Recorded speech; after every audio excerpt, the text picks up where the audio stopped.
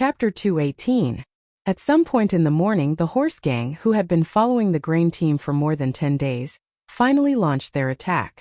The first sound to break the darkness was not the sound of a horn, but the shrill sound of arrows. Hundreds of arrows drew arcs in the air as they shot down from above the meadow. They tore through the cold air and the lingering sleepiness in the camp, whistling as they plunged down. Even though the grain team was mentally and physically prepared for the attack, they still fell into chaos. In the rain of arrows, they screamed in fear and hid in all directions, trying their best to crawl into the carriages around the caravan. The sharp and ice-cold arrowheads pierced through the sturdy carriage boards and were unable to penetrate any further. However, there were still some arrows that easily pierced through the torsos and limbs of the civilians and soldiers, causing blood to spurt out and causing miserable howls of pain. In the blink of an eye, they had caused great damage and death. The Yen cavalry at the southernmost part of the low-lying land was not in the camp. They were attacked by the arrows at almost the same time, but because of Ning Kei's reminder last night, they reacted faster. They all picked up simple shields in front of them or hid behind the rocks, watching the arrows fly over their heads nervously. The Yen horses neighed and galloped in the low-lying land. A few horses could not withstand the arrow wounds on their bodies and fell heavily to the ground. Ning Kei ordered the Yen cavalry to ignore the thinning arrow rain and gather their mounts as quickly as possible. Everyone, get on your horses and prepare to charge. Ning Kei jumped onto the big black horse and looked up at the edge of the rising meadow in the northeast. He was familiar with the horse gang's fighting style. These bandits did not have any supplies and did not have the habit of carrying a large number of arrows with them. Even though they had planned this attack for a long time, the horse gang still could not deal a fatal blow to the grain team by attacking from a distance. In the end, the horse gang still had to charge through the camp. It was as if a black forest had suddenly sprouted at the edge of the rising meadow in the northeast. Hundreds of mounted bandits dressed in leather armor and thick cloth appeared there silently. The scimitars in their hands seemed exceptionally cold under the first ray of sunlight. It was so cold that everyone in the low-lying area breathed heavily. On the slope of the meadow, a masked horse gang at the front slowly raised the machete in his hand and gave the order to attack. Ning Kei noticed that the horse gang leader was not holding a machete, but a straight one. Hundreds of mounted bandits dashed down the meadow in the direction of the straight blade. In the beginning, the clattering of hooves was a little messy and slow, but as the horses sped up, it became more and more concentrated and orderly. Over 1,000 strong hooves stomped heavily on the slightly hardened surface of the meadow, causing the entire ground to shake. In the early hours of the morning, the wilderness was like a boundless drum. The orderly sound of horse hooves was like a heavy hammer falling on the surface of the drum. Every time the drum fell, the earth would shake. The sound of the drum was like thunder, and the sound of horse hooves was like thunder. The camp, which had just been baptized by the rain of arrows, had just calmed down a little from the chaos. The soldiers and commoners, who were holding weapons and even wooden sticks, guarding behind the carts, could feel the ground tremble beneath their feet. They heard the deafening hoofbeats, and looked at the horse gang coming down like a black flood from above the meadow. They could not help but show a look of despair. At this moment, more than 10 disciples of Black Ink, Garden from the Great River Kingdom, tightly grasped the black wooden handles at their waists. They pulled out slender swords and stood up. They shouted at the soldiers and civilian workers beside them to raise the weapons in their hands and walked to the back of the carriage. These disciples of Black Ink Garden were only teenagers.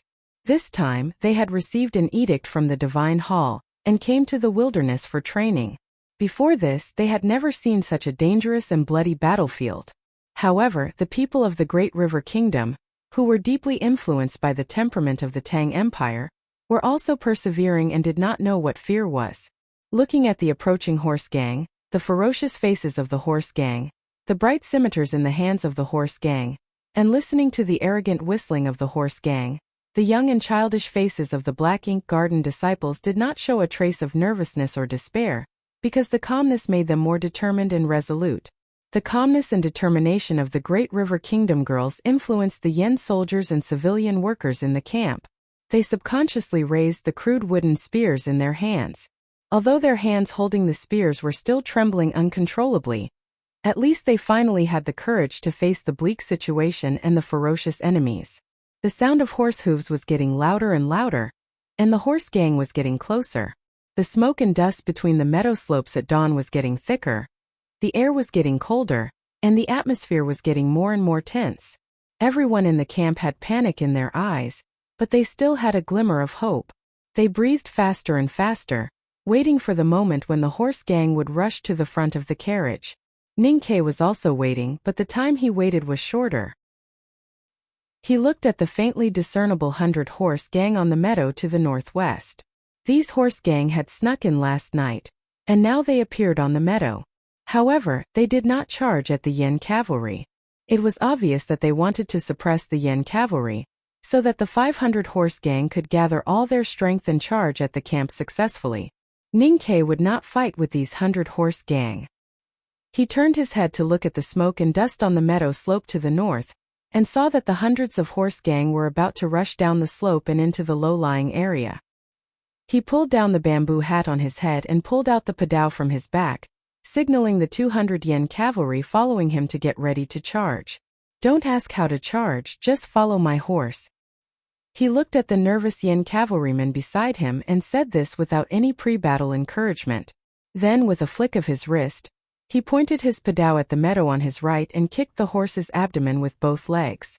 The big black horse neighed twice, kicked its hooves and galloped forward like an arrow. The 500 mounted bandits were like a black tide. They relied on the gentle slope of the meadow to increase their speed. In the span of a breath, they had already charged down the meadow and arrived at the low-lying area between two meadows. The low-lying area was covered with black soil and coarse gravel. It looked rather solid and was about 100 feet wide.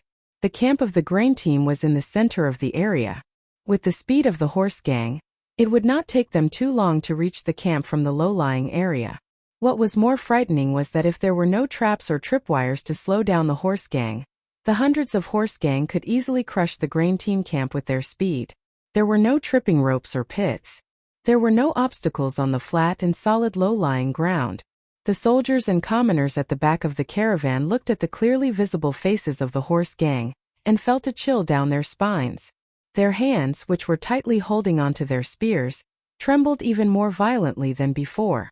If they did not know that they would die if they surrendered and fled, they would probably just need someone to shout and everyone would throw down their weapons and scatter in all directions. There was a great disparity in strength between them and the grain team. The grain team was located below the meadow, and they had lost the terrain. Without any preparation, how could they stop the ferocious horse gang? It seemed that there was no way to save the grain team. Although the 200 Yen cavalrymen from the south had already started galloping towards them, the horse gang had already charged into the camp and started a massacre by the time they arrived. Furthermore, the 200 Yen cavalrymen did not choose to come to their aid in a straight line. Instead, they strangely ran towards the meadow slope in the east. What were they trying to do? The cavalrymen slowed down when they ran up the slope, and it was extremely exhausting. Did they want to become the target of the horse gang's arrows, or were they trying to escape? Thinking of Ninkei's insistence on not setting up any tripping ropes and traps last night, and seeing the 200 Yen cavalrymen running towards the east, Zhuo Zhihua had a bad feeling. She did not want to admit that the senior brother from the academy was such a despicable person, but other than being afraid of death, what else could explain his actions? There was no time for Zhuo Zhihua and the girls from the Great River Kingdom to feel sad and indignant. They could only use the corner of their eyes to look at the Yen cavalrymen and the big black horse in front of them, which seemed to be getting further and further away. The horse gang surged towards them like a black cloud, their 1,000 hooves kicking up 1,000 black gravel and dust. There was a heavy thud. For some unknown reason, one of the mounted bandits at the very front fell heavily on the hard black gravel ground, kicking up a cloud of dust. The warhorse whined and could no longer stand up. Its front hooves seemed to have been broken. Following that, there was a series of heavy thuds. Dozens of cavalrymen at the front of the crazily charging horse gang fell miserably on the ground, just like the horse gang at the front. The valley was in a state of chaos. Zhuo Zhihua, who was gripping her sword tightly, did not know what had happened. Her eyes were filled with confusion. Then the confusion in her eyes turned into ecstasy, as more and more horse gang fell on the seemingly hard black gravel ground. The horse gang charged down the gentle slope of the meadow. By the time they reached the low-lying land in the middle of the meadow, Their speed had already been raised to the maximum. Under normal circumstances, this speed would undoubtedly be the most perfect. However, the problem was that this was not a normal charge because this low-lying land was not normal ground.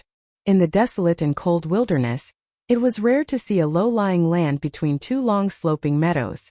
This place was originally an ancient river, but it had dried up and disappeared thousands of years ago, leaving only the remains of the riverbed. As the sand and wind attacked and piled up, the appearance of the river could no longer be seen. The two sides of the river had turned into green meadows in spring and frosty white in winter, and the riverbed had also turned into seemingly solid black gravel.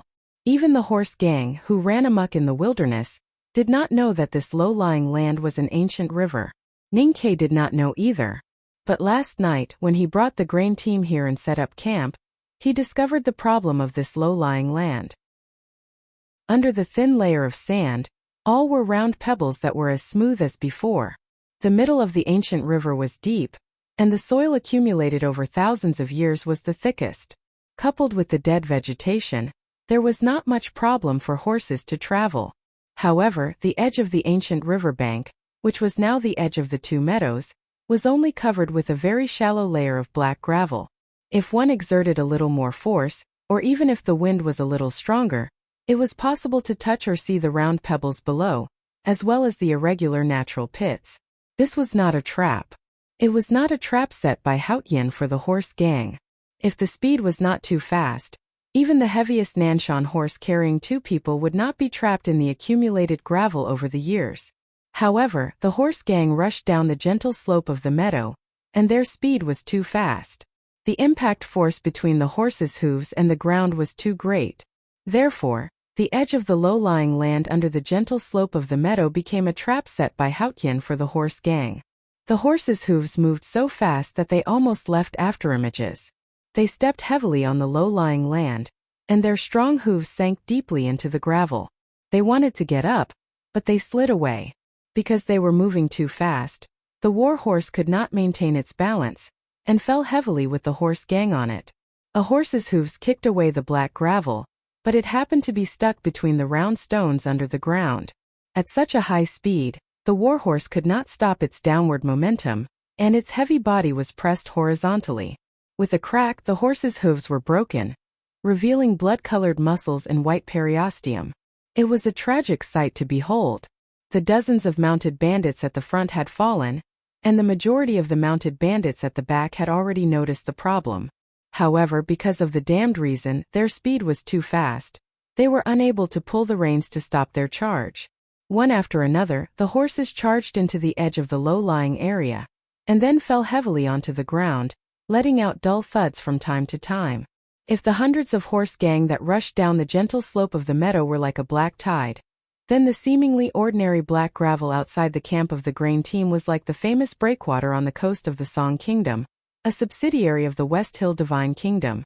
Countless invisible round stone pillars appeared, hard and mercilessly smashing the tide. The tide came in wave after wave, and broke into foam wave after wave. The waves in front fell first, and the waves behind followed. Each wave was higher than the last, and each wave pressed on the last, and each wave was more miserable than the one before. The scene in the slanting valley was extremely bloody and cruel. Countless horses fell to the ground, and countless horse gang fell to the ground, their legs broken by the heavy bodies of the horses. They frantically pushed the horses, but it was useless. The lucky horses and horse gang directly fainted or died, while the unlucky horses and horse gang were howling in pain, especially the horse gang at the back, who had charged at high speed but fell miserably. They were densely squeezed together, and blood oozed out like pulp, smearing on the ground under the morning light. The fighting power of the horse gang was much stronger than that of the grain team. Although there were at least 100 horse gang casualties in the previous charge, as long as they were given time to regroup, even if they abandoned their horses and charged on foot, they would still bring great pressure and danger to the camp. If the hundreds of people in the camp of the grain team were the elite soldiers of the Tang army who were good at fighting, or even if they were ordinary soldiers, they could rush out of the formation of wagons with weapons and kill a horse gang with a casual stab. Perhaps the first wave of the horse gang's charge would be repelled. Unfortunately, most of the people in the camp were farmers. Under the protection of the wooden shields, they might have the courage to defend with wooden sticks and spears, but they did not have the courage to charge out of the camp to kill the enemy. More importantly, the 300-horse gang at the back had narrowly avoided the natural traps in the low-lying land. At this moment, they were holding bows and arrows, vigilantly observing the movements in the camp. Therefore, whether or not they could defeat the first attack of the horse gang depended on the 200 yen cavalrymen in the south. At this moment, the people in the camp understood that the 200 yen cavalrymen abandoned the valley and chose to ascend the meadow not to escape, but to avoid the traps that Haotian had hidden in the ancient river. The 200 yen cavalrymen moved ahead of time. However, as they were charging in the opposite direction of the meadow, it was a huge drain on their horsepower. Therefore, they were not fast, especially when compared to the big black horse that looked like a bolt of black lightning. The moment the yen cavalrymen moved, the 100-horse gang who were monitoring and suppressing the yen cavalrymen on the meadow to their left immediately moved. These horse gang rushed down the meadow as fast as they could, wanting to make a detour and kill the yen cavalrymen from the side. However, they did not expect the yen cavalrymen to not follow the center of the slanting valley, but towards the meadow instead. The 100-horse gang saw that they could not catch up with the yen cavalrymen. They waved their whips and whistled as they increased their speed. The sound of hooves thundered down the meadow, and they suffered the same fate as their companions who were charging in the north. The cold winter wind of the wilderness hit Ninkei's face, making his cheeks feel hot. Ninkei heard the cries of pain coming from behind and knew that the horse gang would not be able to catch up with him. He calmed himself down and began to think of some strange questions. The cold wind could make my face hot. Was it because the wind was too strong and caused friction? But if that was the reason, how thick and hard must my skin be? Being able to remain calm in the face of a major event was a description of some outstanding human qualities. However, temperament was cultivated later on. Ninkei was used to seeing life and death since he was young. He had been through many trials and tribulations. Whenever he encountered a major event that involved life and death, he would habitually think about trivial things, and then return his emotions to extreme calmness. Just like how his hands, which were holding the boxwood bough, were so calm that even when the wind blew against them, they did not tremble at all. Step, straighten, draw the bow, mispoint, twist the rope, release. When the arrow left the bowstring, it was like dew dripping from the surface of a leaf. It was slow and then slightly deformed. The center of the arrow bulged outwards. With the rotation, the bulge drew an arc in the air. The arrowhead was swaying, and the feather tail was swaying. It followed a complicated curve and finally became a straight line, tearing the air and flying into the distance. The arrowhead lightly touched the rough skin that had been tortured by the scorching sun and wild wind. It was like tearing the air, easily tearing the skin like paper and tearing the flesh like cotton, bringing out thick blood and broken bones. It did not stop swaying until it pierced deep into the throat. However, the feather tail was still swaying, but it became faster and made a buzzing sound when it trembled. 3 horse gang members were shot in their throats. Blood spurted out and they fell off their horses before they could even scream. Ninkei's bamboo hat was tied tightly by the rope. No matter how strong the winter wind in the wilderness was, it could not be blown off. There was no emotion in Ninkei's eyes that were exposed outside the mask. He only focused on the approaching horse gang. Nearly 200 horse gang members were trapped between the round rocks at the edge of the low-lying land. They were in a sorry state. 300 horse gang members were at the back, trying to forcefully rein in their territory. Their formation was extremely chaotic, especially the defense on the side. If there was a broadsword that forcefully slashed down from the side of the horse gang would definitely be defeated. He led 200 yen cavalrymen and charged diagonally from the meadow. He wanted to make such a broadsword. There are still 5,000 words left today. To be continued. If you like this work, please come to Chidian.com to vote for me. Your support is my greatest motivation. Chapter 219. Both speed and slowness had their advantages and disadvantages. This was neither a dialectic nor a philosophical question, but a very simple truth. The horse gang charged down from the meadow, and because they were too fast, they fell into the rocks in a pathetic state. The big black horse, on the other hand, was too fast. Even with Ning Kei's archery skills, he could only shoot 3 arrows before he reached the edge of the horse gang. He carried the boxwood bough on his shoulder and stretched his hands forward to hold the padao on the saddle. He raised his arm and swung his elbow. The blade broke through the air and cut off half of a horse gang's shoulder. Then he straightened his waist and straightened his arm. The sharp tip of the padao pierced through the eyeball of another horse gang before the machete could reach him. As the 3 horses crossed each other like lightning, the blood from the horse gang's broken shoulder and the fluid from the eyeball spurted out, spraying all over Ning Kei's face and body. The smell of blood mixed with other smells, and it was very strange. It was said that blood was hot, and the wind was cold. However, Ning Kei felt that the wind that blew on his face was hot, and the blood that splashed on his face was cold, because he was very calm. Even now, he still clearly remembered the battle principle that he had followed for many years. Killing the horse gang was never as good as injuring them. If a horse gang died, then so be it. If he was seriously injured and could not die immediately, then he would be a burden to his fellow horse gang members. Although this kind of thinking was cruel, it was very useful. Looking at the dozens of horse gang charging towards him, Ning Kei took a deep breath and tightened his grip on the big black horse. He held his padao horizontally and turned into a blade as he charged forward. Behind him, the 200 yen cavalrymen finally caught up. They formed a line and attacked the side of the horse gang that was still in disarray. The winter wind in the wilderness blew again, but it could not blow the hair on Ning Kei's forehead. This was because his hair was already soaked in the horse gang's blood. At this moment it was sticky and tangled together, just like Ning Kei's conflicted feelings. The campsite was a mess, and there were already a few gaps in the formation of carriages.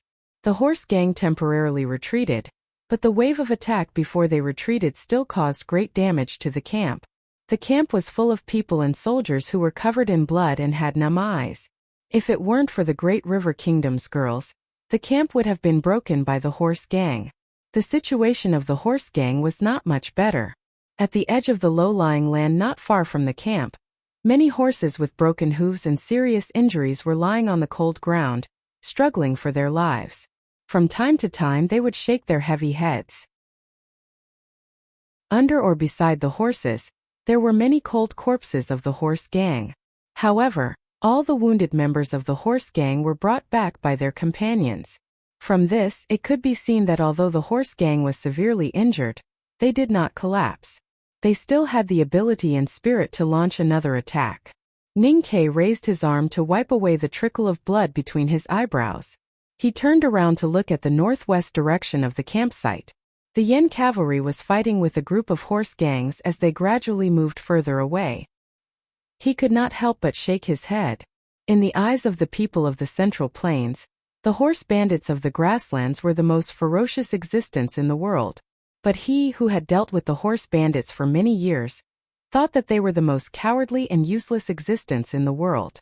Ferociousness was just a cover for the weakness in their hearts. At this moment, the 600 horse gangs around the meadow were ferocious and dared to directly slaughter the tribes of the palace. If they were timid, a group of Tang soldiers would be able to chase after them. The key was strength. The horse gang was a realistic creature, and was most sensitive to the difference in strength. Hence they were the easiest to break up.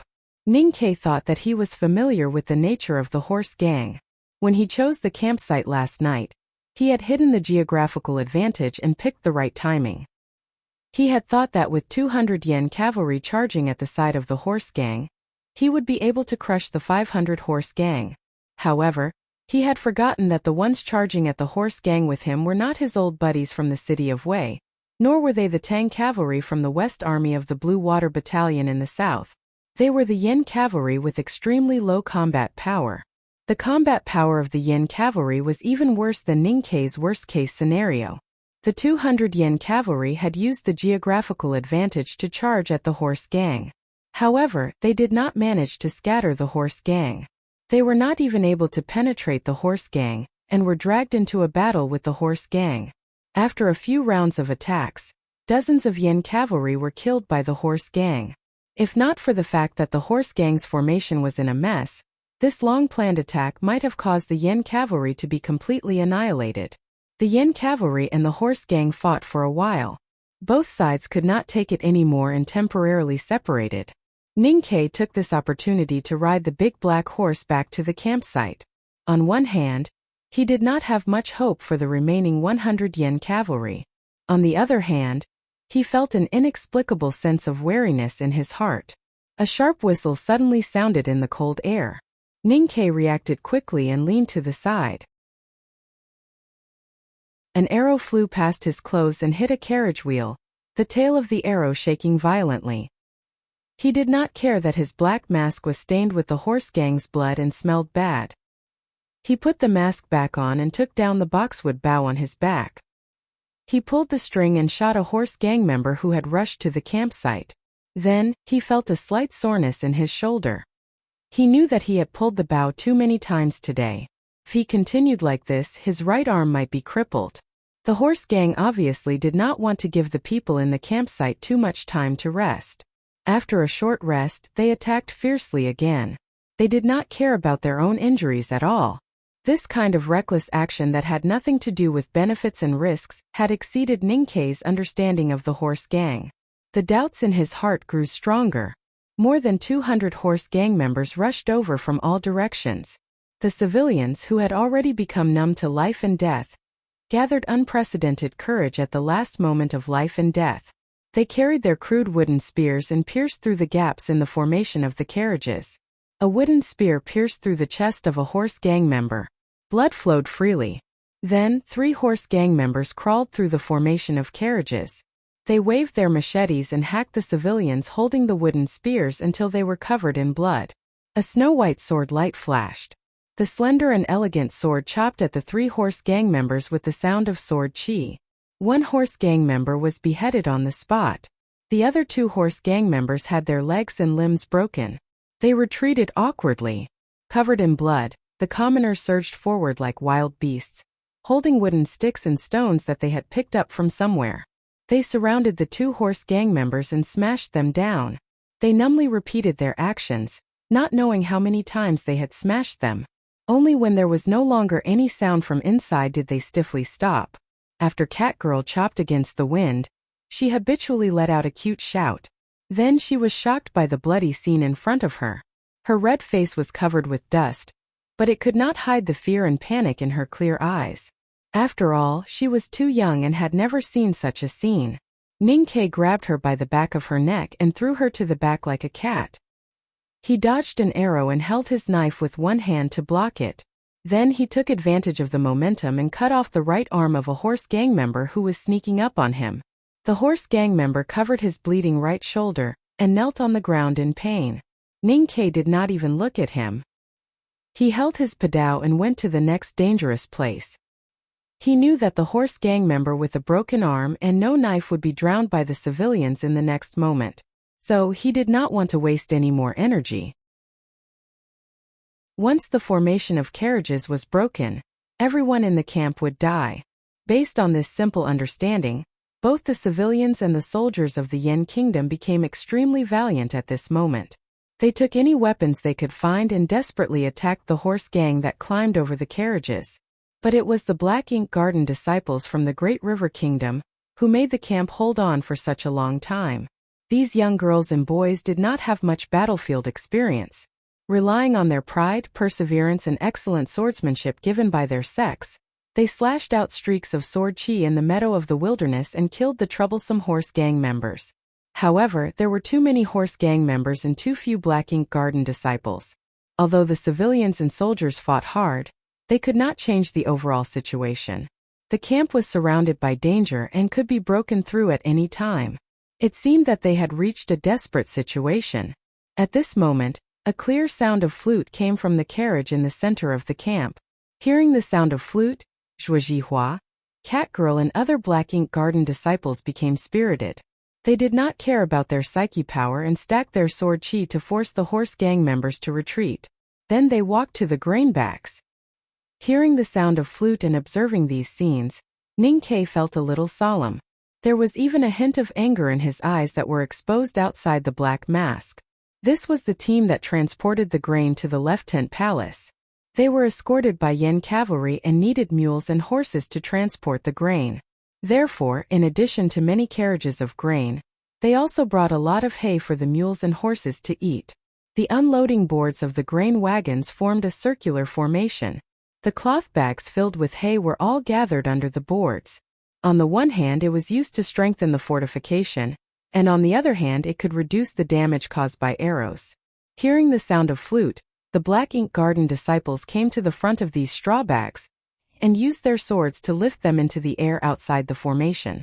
At this moment, the most concentrated wave of horse gang members attacked again. Not knowing whether it was because of the sword chi of the Black Ink Garden disciples or some other reason, more than 10 bags of hay flew into the air. Suddenly, the cloth bags burst open and fell apart with a hissing sound. The hay in the bags seemed to have been punched hard and scattered around at an extremely fast speed, like a grass rain. At the same time that the sacks of hay burst open and scattered in all directions, an extremely dry smell enveloped the entire camp. In between each sack of hay, a faint spark could be seen faintly shining, and then in an instant the entire sky was set ablaze. The grass rain turned into a fire rain and fell from the sky. It covered the light of the eastern sun and turned the entire periphery of the camp into a sea of fire. The horse gang members who were dazed by this strange scene did not even have time to react before they were engulfed by the sea of fire. They became pitiful people who were about to drown or burn to death. The peasants and soldiers in the camp were also stunned by this scene. They held all kinds of weapons and looked at the sea of fire that was so close to them, but none of them flew into the formation of carriages. It was as if they had seen the miracle of Haotian. Only Ning Ke noticed the sudden change in the primordial qi between heaven and earth when the hay bags burst open and burned. He felt the faint talisman power in each bag of hay, and even saw the subtle picture when the talisman paper was burning. The talisman fire was ignited by the hay and quickly burned and spread. It fell on the horse gang members and was extremely difficult to extinguish. The horse gang members who rushed to the front of the formation were on fire. They howled miserably and ran around. Some rolled on the ground, but they were still rolling in the fire. Some looked around for clean water, but it was not easy to find water in the winter wilderness. Several horse gang members who were on fire howled and rushed into the formation. They did not even have time to lift their machetes and fell to the ground in pain. The horse gang finally retreated again, leaving dozens of charred bodies outside the camp. Many of the bodies were hugging each other tightly. It was probably the panic before death that made the horse gang members unable to distinguish who was the enemy and who was the friend. A burning smell floated in the air. A cheer of victory echoed in the camp. Ning Ke stared at the girl in white in the horse carriage and said, "I have reminded you that you are the strongest among us and your psyche power is our most precious weapon. You should use it at the most appropriate time and not casually." Emo Shanshan raised her head and looked at him. It was unknown whether it was because she had seen too many bloody scenes or other reasons, but her face was very pale at this time, even whiter than the white dress she was wearing. "Many people have died. If I did not help, more people would have died just now." Ning Ke looked at her and said, "You are too soft-hearted." Emo Shanshan's eyelashes trembled slightly and she replied, "I am a woman." Ning Ke suppressed his anger and mocked, "You are not married yet." Emo Shanshan calmly replied, "Even if I am married, I will not marry you." Ning Ke said after a moment of silence, "If you still have psyche power, you must leave the last bit to me." He was a talisman cultivator and was very clear about the consumption of psyche power by talisman Taoism. The girl's pale and haggard cheeks showed that she had consumed too much psyche power these days. He had to admit that in the whole team the girl in white was the strongest. Therefore, he could not help but feel angry in the face of such a situation. The horse gang suffered heavy casualties under the fire talisman, but there were at least 200 horse gang members above the meadow who still had the strength to fight. Emo Shanshan's psyche power was exhausted, and his real state was only no doubt state, so he could not resist at all. Of course, Ning Ke still had some trump cards to save his life. But things like the primordial 13 arrows and the brocade pouch given to him by his master would be a great waste if they were used on these horse gang members. Before his life was really in danger, he would never use them, even though he was just a little less stingy than Sang Sang. The key was the reinforcements. The grain team camp had lasted for such a long time, but the reinforcements he had imagined never appeared. If he had been sure that there would not be any reinforcements from the beginning, he would have already escaped on the big black horse. Are there any reinforcements? He stared into Emo Shanshan's eyes and asked. Emo Shanshan looked back at him coldly and said, "Only the reinforcements, no." Ning Ke did not try to communicate with her anymore and said directly, "Get ready to break through. My horse can only take one person. I will take Cat Girl and you will be responsible for your people." Emo Shanshan asked, "Then what about the Yen soldiers and civilians who have been fighting with you for such a long time?"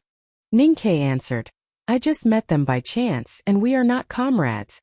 Emo Shanshan shook her head gently and said, "I will not leave." Ning Ke looked at her and suddenly said, "Haven't you noticed that the horse gang's target on the meadow is to kill you?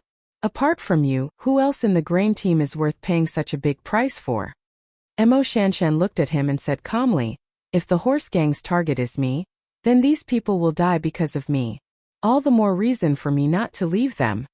Ning Ke raised his eyebrows slightly and said, "Idiot, if you leave, you can attract the horse gang's attention. Then why would the horse gang attack the Yen soldiers and civilians who are not a threat?" Emo Shanshan smiled slightly and said, "You don't have to lie to me. I now understand how cruel the horse gang is." Ning Ke suddenly realized that her usually listless eyes had become exceptionally clear and certain, as if she could easily see through his thoughts. He looked at her for a long time, then turned around and left. The horse gang on the meadow was gathering, and there might be another attack in the next moment. He used his palm to wipe away the coagulated blood on his face and changed into a new mask. As he walked through the camp full of corpses and broken soldiers, both the Yen soldiers and civilians would automatically avoid him when they saw him covered in blood. Even Zhuo Jihua and the other girls from the Great River Kingdom looked at him with admiration and fear.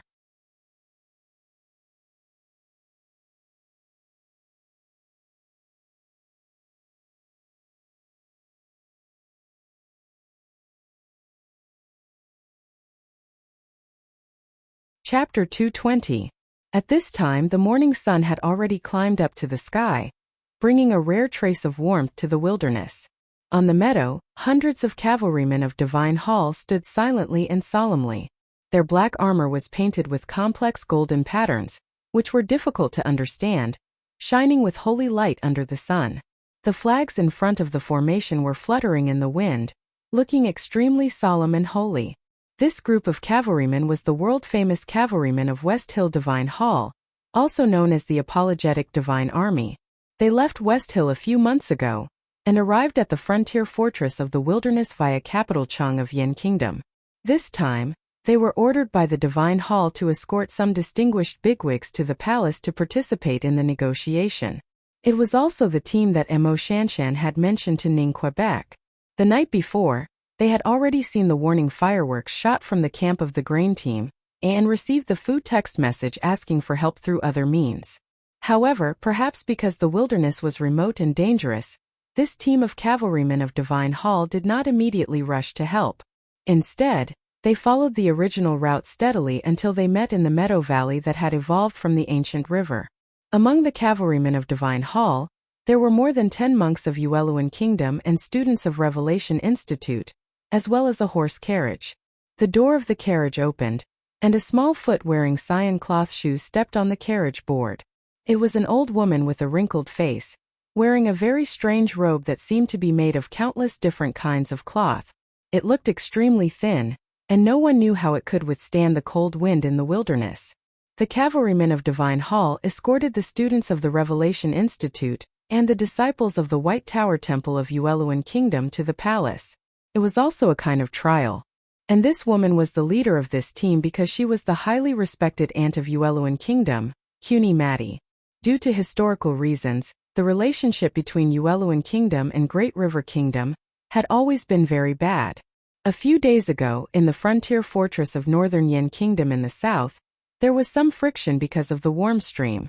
Aunt Cuny Mati, who was said to be extremely vengeful and narrow-minded, directly ordered the girls of Black Ink Garden of Great River Kingdom to undertake such a dangerous mission through the Divine Hall. At this time, looking at the besieged disciples of Black Ink Garden below the valley, She naturally had no impulse to rescue them.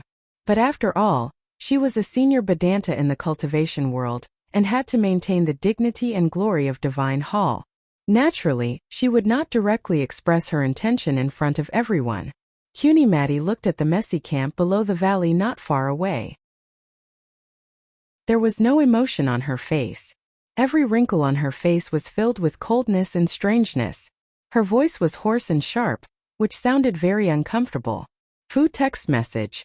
I don't know who the Fu text message is, the talisman master in the grain team of the camp. Of talisman text message. I don't know who the Fu text message in the camp is. Of Talisoff the grain team camp. We not of the defense. Of it. And of. Not far below the meadow, the camp of the grain team was covered with corpses and blood. The formation of carriages was about to collapse, and the horse gang on the gentle slope in the northeast had already assembled and were ready to launch another attack.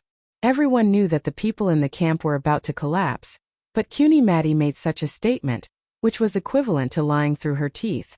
However, neither the monks of the White Tower Temple nor the students of the Revelation Institute seemed to hear what she said.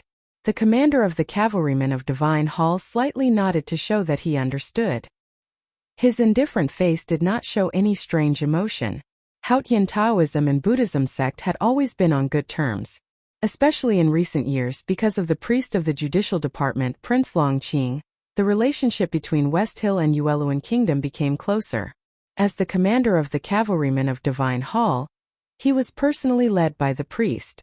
Therefore, he had always respected Aunt Cuny Maddie's opinion. The commander of the cavalrymen of Divine Hall did not want to lead his subordinates to rescue those people below the meadow. He had to protect the Revelation Institute students and the White Tower Temple monks in the formation, especially the noble girl in the carriage. If he rashly attacked and scared her, how could he explain to the priest? Although he was a master in the see-through realm and his 100 divine cavalrymen were the most powerful elite divine cavalrymen in the world, there were at least 200 or 300 horse gangs on the meadow. If he wanted to kill all the horse gangs, he would be injured. The life of every cavalryman of Divine Hall was extremely precious. They could only bleed for the dignity and glory of the Divine Hall. How could they risk their lives for those lowly people below the meadow? Moreover, the Great River Kingdom was close to the Tang Empire. The West Hill Divine Palace had been dissatisfied with them for many years. At this time it was reasonable to let them suffer. As for the people and cavalrymen of Yan Kingdom, they were the direct descendants of Crown Prince Yan Chongming, and had nothing to do with the priest. It did not matter even if many of them died. As for the face and morality of the Divine Hall, the commander thought indifferently. Seeing that the apologetic Divine Army was here, the horse gangs would be sensible and would not go too far. Moreover, whatever the Divine Hall thought was right, it was right and could not be questioned. The commander slowly raised his right hand and gently waved it forward, indicating that the cavalrymen were divided into 3 teams, the front, the middle and the back. They slowly dispersed along the edge of the meadow and made a downward movement, but obviously they were not ready to fight. In the camp below the meadow, there were faint cries and curses of despair. Listening to those dirty words, Cuny Maddie's face became more and more gloomy. Her wrinkles gradually overflowed with anger. She said in a cold voice, "A group of lowly people who don't know their manners. I'd like to see how capable the disciples of the master of calligrapher are." The cavalrymen of Divine Hall guarded the carriage in the center and remained very quiet. A beautiful girl sat calmly on the soft couch and was concentrating on picking the stamens for a pot of orchids in front of her. No one knew how she took care of the delicate orchids in the cold wilderness, but it was a pity that the girl herself was as quiet and pure as orchids. She actually took away all the colors of the pot of orchids.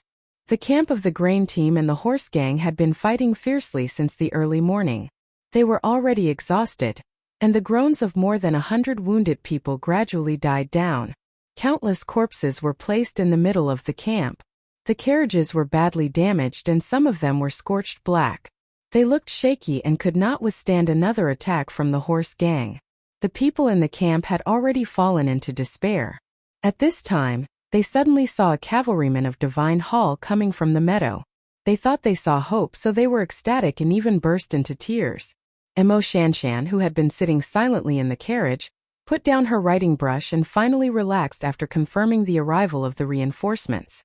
However, after waiting for a moment, the cavalrymen of Divine Hall on the meadow slowly advanced, but did not come to help or charge.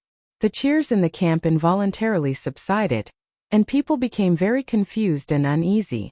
Some Yin soldiers realized that the formation of the cavalrymen of Divine Hall should be used to suppress, not to attack. This speculation spread to everyone in the camp at a very fast speed, and immediately led to a new round of despair and pain. They saw hope and despair, but then fell into despair again, and watched the hope not far away fall into despair.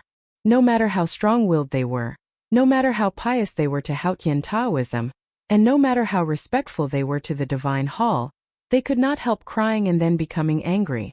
Countless cries and curses sounded in the camp. It was noisy. People used all the dirty words they could think of to curse the cold-blooded cavalrymen of Divine Hall on the meadow to vent their despair and anger. Zhuozhihua tightly pursed her lips, looking at the cavalrymen of Divine Hall on the meadow, and the old woman in a cloth robe in front of them. Although she did not speak, her eyes were burning with the flame of hatred. Her right shoulder was cut by the horse gang's scimitar. After a simple dressing, it was still bleeding. The disciples of the Black Ink Garden were sent to the wilderness by the Divine Hall to carry out such a difficult task. It was because of the old woman of the Yueluan kingdom that the disciples of the Black Ink Garden were sent by the Divine Hall to the wilderness to carry out such a difficult task. But today, in the face of a desperate situation, the old woman completely ignored the friendship of the righteous faction and looked on coldly. It was really shameful. Catgirl said angrily, "That old woman is a bastard. But how can the cavalrymen of Divine Hall not help her? Don't they know that they will be punished by the judicial department for disobeying the doctrine?" Zhuozhihua showed a disdainful look and fiercely spat at her feet. She thought that the cavalrymen of Divine Hall were originally under the jurisdiction of the judicial department. Who dared to say that they disobeyed the doctrine and behaved shamelessly? Ningke lifted his bamboo hat and looked above the meadow. This was the first time for him to see the real appearance of the papal guardians of West Hill Divine Palace. Thinking of the legendary brightness and majesty of this cavalryman and their actions at this time, he could not help but have some mixed feelings. In any case, these disciples of the Black Ink Garden of the Great River Kingdom are here to help the Yin Kingdom under the edict of the Divine Hall.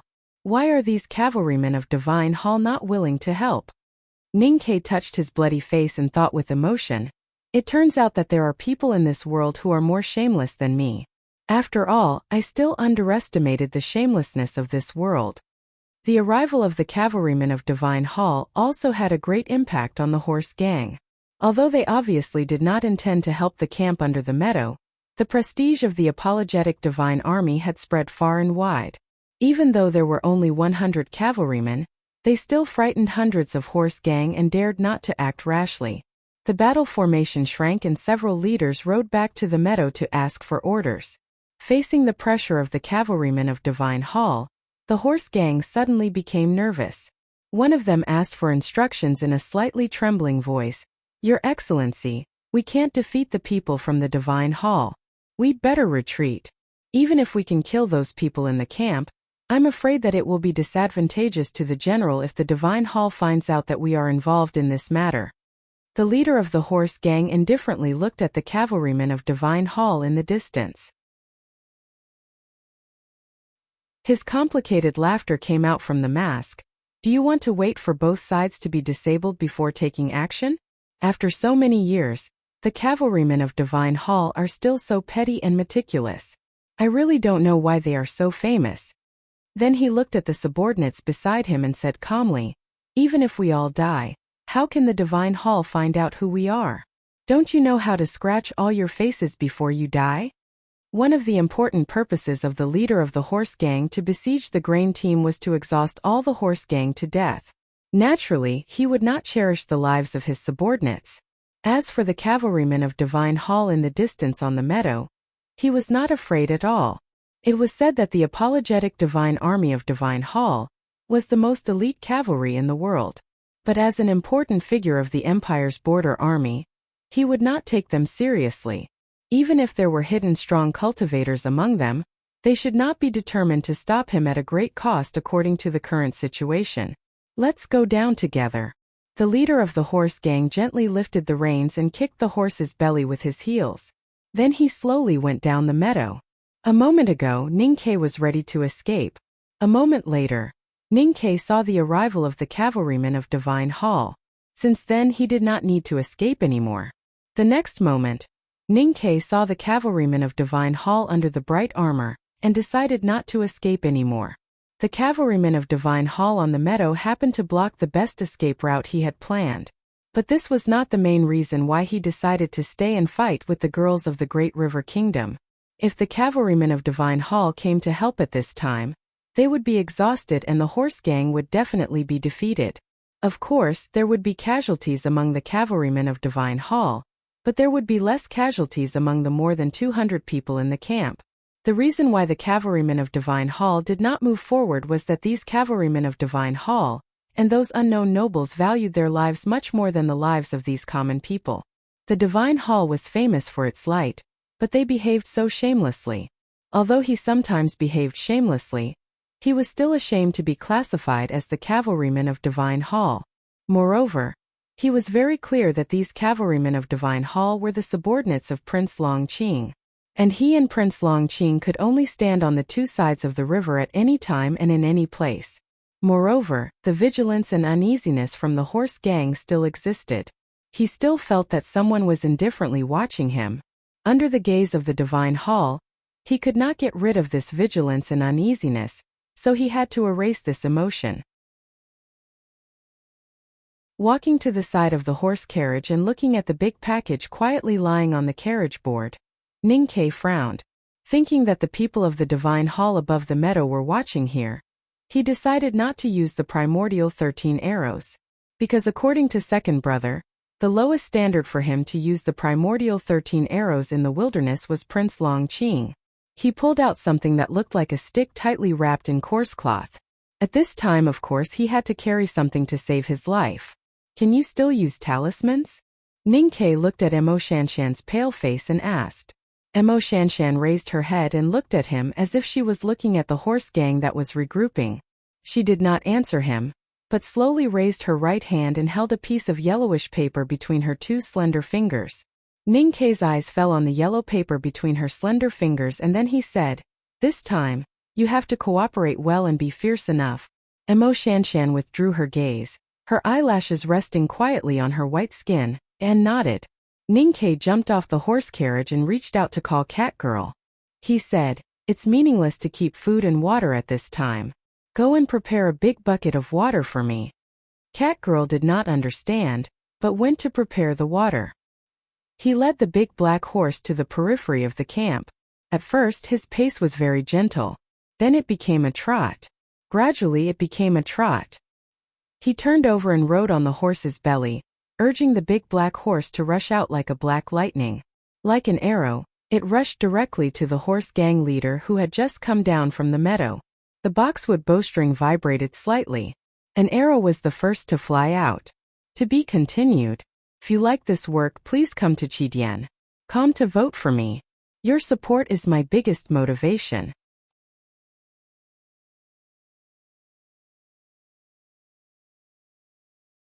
Chapter 221. Ninkei's archery was the best in the world. Whether it was the grassland barbarians who were good at riding and shooting or the horse gang who relied on bows and arrows for a living, they were no match for him. In addition to his accuracy and skill in controlling the bow, the speed of the arrow was even more amazing. At this moment he suddenly pulled the bow and shot the arrow with the momentum of running forward. The arrow was as fast as lightning. The bowstring of the boxwood bow was still slightly trembling in the wind, but the arrowhead had already flown in front of the horse gang leader's face and was about to hit him. At this critical moment, a small round shield came from the side of the horse gang leader and blocked the arrow by a hair's breadth. The muffled sound was like the beating of a drum. The horse gang holding the shield gave a muffled groan and his mount took 2 steps back. The horse gang leader behind the shield not only did not dodge, but his expression did not change at all. It was not because Ninkei's arrow was too fast for him to react, but because he knew that the arrow could not hurt him. At that moment, The horse gang leader and his trusted subordinates came down from the meadow and entered the horse gang, who had already set up a charging formation, causing some chaos. Ninkei saw the right opportunity and thought that he could hurt the other party. He did not expect that the other party could so easily block the arrow. It was obvious that the other party was well prepared. Ninkei could not help but feel a chill in his heart. The muffled sound of the arrows piercing deep into the round shields was like a signal to charge. Under the stimulation of the great rewards and the threat of severe punishment, the 200 mounted bandits who were still able to mount their horses and fight in the open shouted crazily. They waved the scimitars in their hands and followed the leader of the 10 or so mounted bandits at the front as they charged towards the camp of the grain team. Because the distance was shortened in advance, the gravel area at the edge of the meadow could no longer stop the horse gang's charge.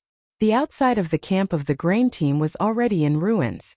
The surviving 200 soldiers and civilians of Yin Kingdom stood in front of their seriously injured companions and the corpses of their companions. Their bloody hands holding the weapons trembled slightly and their eyes were filled with despair.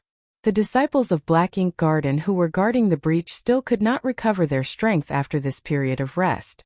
Their psyche power was almost exhausted, and they could not even hold their swords in their hands. How could they resist?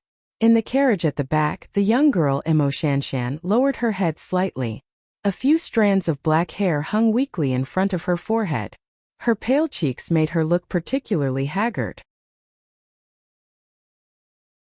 Her fingers secretly gripped the ink brush so tightly that they turned white. She looked so weak. The horse gang rushed to the camp. It seemed that no one could stop the coming massacre. Only Ninkei rode the big black horse and rushed to the horse gang like a tide. He looked brave, but he was only one person. What could he do? Ninkei saw the masked leader at the forefront of the horse gang through the damaged carriage board. Their eyes finally met in the cold air of the wilderness. Somehow, Ninkei felt that his heart was beating faster. The vigilance and uneasiness that had troubled him for a long time became stronger and stronger. However, at this moment, there was no time for him to think, ponder, or hesitate. He was already on the horse, so he had to bring out the spirit of a thief on the horse, draw his bow, and swing his sword to kill everyone. The big black horse's breath was heavy, but it did not slow down. In the blink of an eye, it had rushed to the front of the carriage. At this moment, Ninkei abandoned his bow and reached for the hilt behind him, shouting. He did not shout any specific words. It was just a very simple explosive sound, like the roar of some beasts in the mountains. However, he believed that the young girl in the carriage should be able to understand what he wanted to express. Although they had not discussed it in advance, he did not know why he felt that she should understand, just like Sang Sang. Emo Shanshan, who was in the carriage, understood. The black hair hanging in front of her forehead slightly narrowed, and her two slender fingers gently pressed together, like two stones heavily hitting each other. The yellowish talisman paper between her fingers actually broke into countless small pieces in an instant, as fine as yellow sand, and then disappeared. In the wilderness in front of the camp and the carriage, the chi of heaven and earth suddenly fluctuated violently. An extremely dry smell suddenly appeared. The horse gang, who had been seriously injured before, felt this horrible smell and subconsciously pulled the reins, trying to avoid to the sides. There were no sparks and no dry grass. Right in front of the broken formation of wagons, a raging fire appeared out of nowhere. The fierce tongues of fire leaped up with every breath of the wind in the wilderness, and in the midst of ostentatiously growing a few centimeters, forming a wall of fire. In fact, the power of the Fire Talisman Master's burning fire talisman was not as strong as before. After all, she had consumed too much psyche power. It was just that she had to defend against the horse gang's attacks from all directions, so the area covered by the fire talisman was too large. This time, the fire talisman only needed to cover a few feet in front of the big black horse, so it seemed particularly fierce. The wall of fire outside the camp was powerful, but in fact, it did not cause much damage to the horse gang. Moreover, it just happened to block in front of the big black horse, as if it was going to swallow the big black horse and Ninkei on it. Just before the big black horse was about to rush into the wall of fire, Ninkei turned over and mounted on the horse.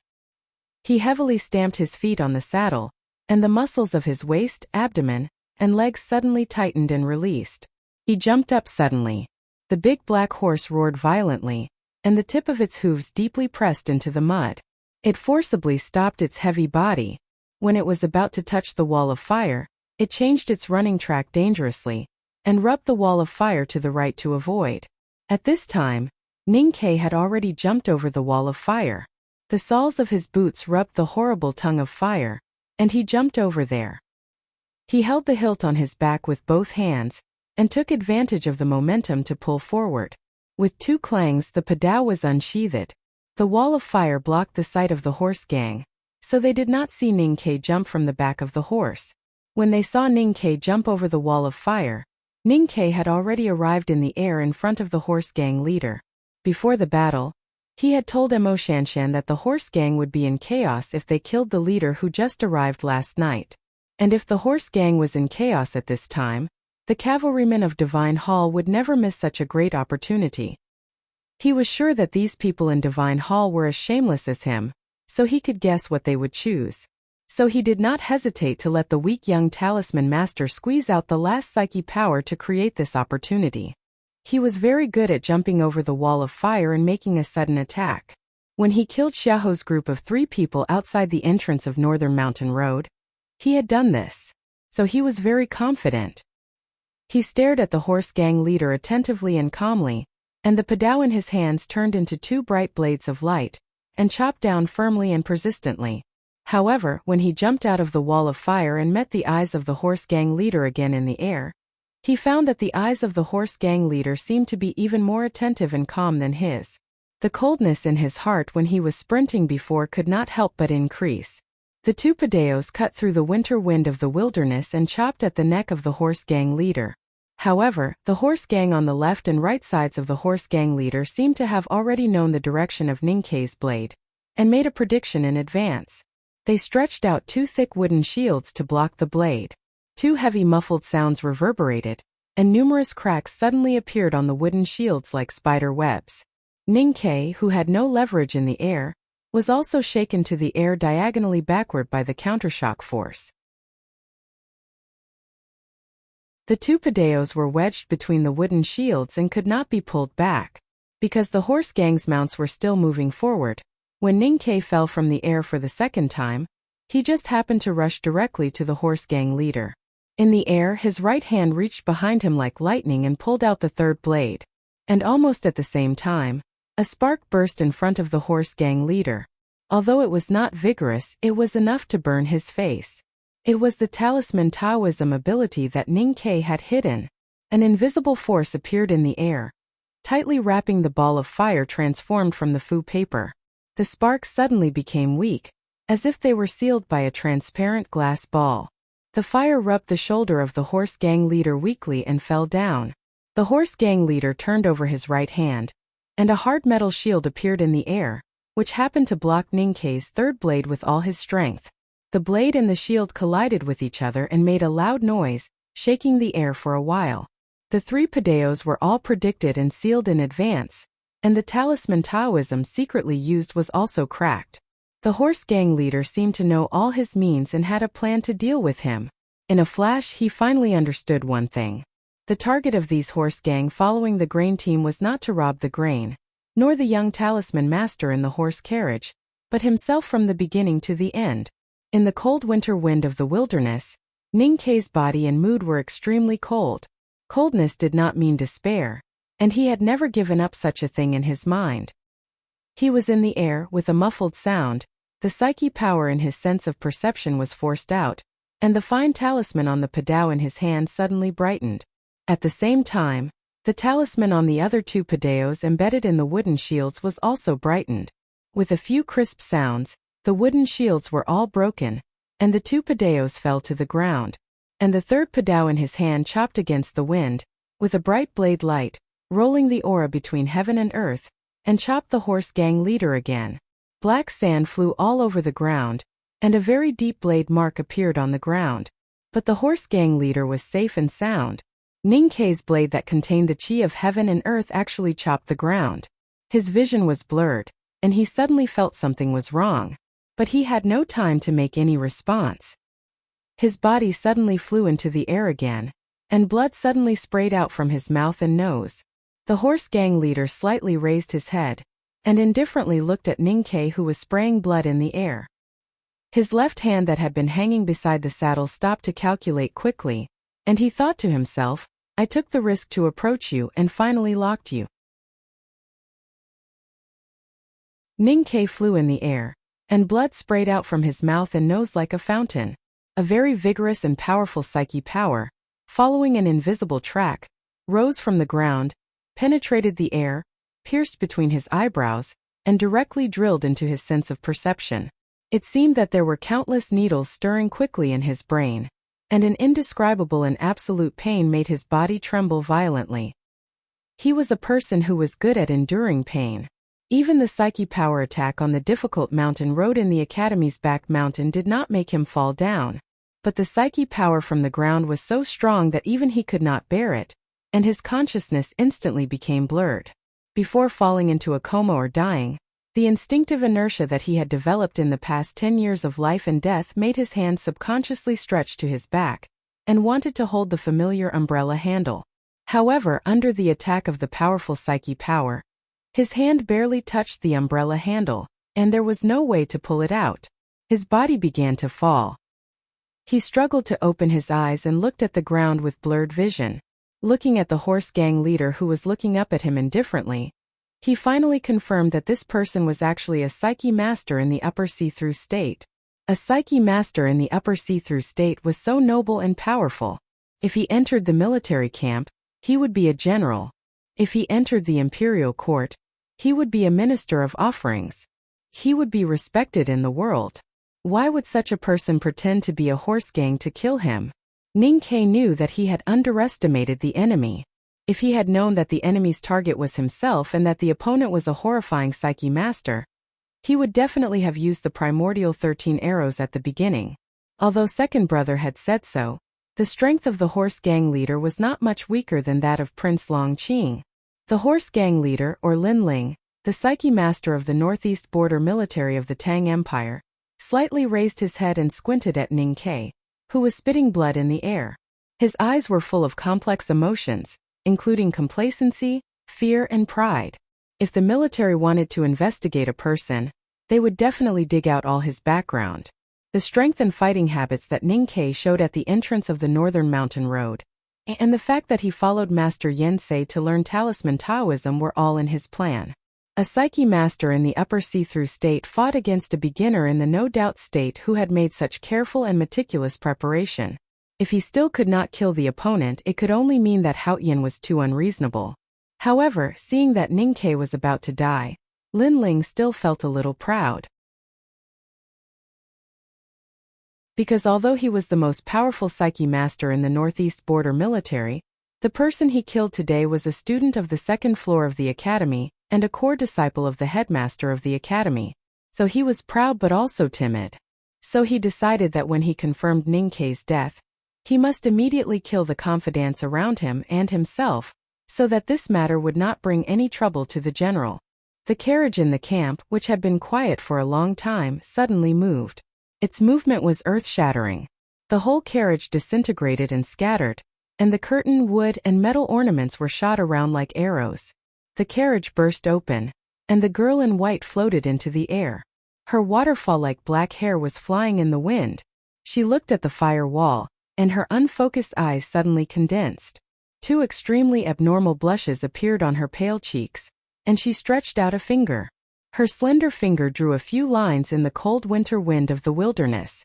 The fingertip broke the air, the wind, and the heaven and earth, and an invisible force was generated with the drawing of the lines. Only the divine talisman master who had entered the knowing destiny state could draw the infinitive talisman. The girl in white's fingers trembled violently, as if she was suffering great pain. In the end, she could not finish the talisman, and only finished half of it.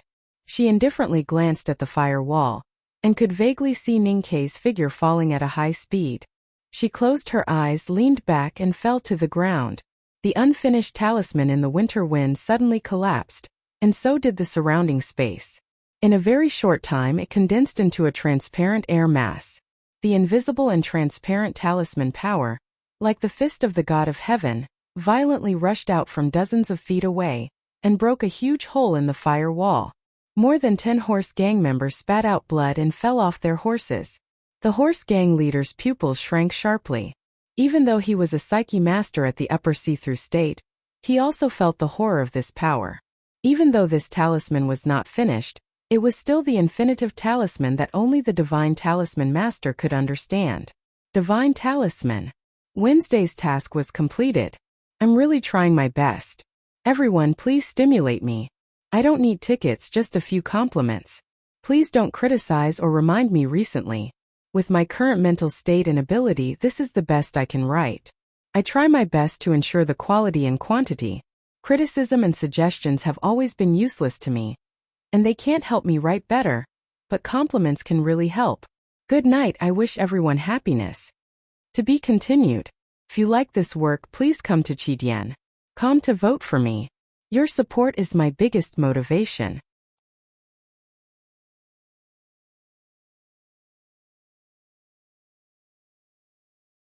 Chapter 222. The commander of cavalrymen of Divine Hall looked down at the meadow without any expression on his face. He did not care about the life and death of the people in the camp of the grain team. He just wanted to see if there would be a suitable opportunity for him to send troops in the chaotic situation. Suddenly, a violent vibration of the chi of heaven and earth came from the meadow. The powerful and wonderful aura of talisman Taoism directly and clearly reflected in his sense of perception, which made his expression change dramatically. Cunimati, the old lady, was as hard as stone. When she saw the horse gang waving their machetes to kill the Yen soldiers who had no time to escape, the wrinkles on her face did not even tremble a little. But when the carriage was broken into pieces and the girl in white floated in the air to draw the talisman, the wrinkles on her face suddenly changed from the lines carved on the stone to the tangles in the wind. They all piled up together and she looked extremely shocked. The talisman master in the camp is actually her. She can actually draw the infinitive talisman? Has she already entered the knowing destiny state? Cunimati looked gloomy and looked back at the carriage in the middle of the cavalrymen. She secretly thought about how her niece, who was spoiled and treasured by her, would react if she knew this fact. The curtain of the carriage was closed. The girl, who was as quiet and pure as an orchid, felt the terrible talisman power from the meadow. She slowly raised her head and revealed a trace of understanding on her face. She whispered to herself, "It turns out to be Sister Mo." Through the curtain, she could guess who the talisman master was just by the fluctuation of the talisman power. It seemed that this flower-like girl was not ignorant of what happened under the meadow outside the carriage. The half-divine talisman turned into an invisible high-speed air mass. Like a giant fist made by a god, it instantly tore the air above the camp and punched a huge hole in the wall of fire. More than 10 horse gang members were killed by the shock. Then it came to the horse gang leader and suddenly condensed with the winter wind. The leader of the horse gang knew that his life was at stake at this critical moment. With a muffled groan, his fingers hanging on the side of the saddle trembled violently. His thumb tapped on the lines of his middle and index fingers at high speed, forcing out all the psyche power in his sense of perception. The strong psyche power accumulated by decades of meditation left his body and fiercely collided with the power of the divine talisman. The strange power collided, causing the air around the horse gang leader to have countless strange white lines. These white lines were extremely fine turbulence in the air.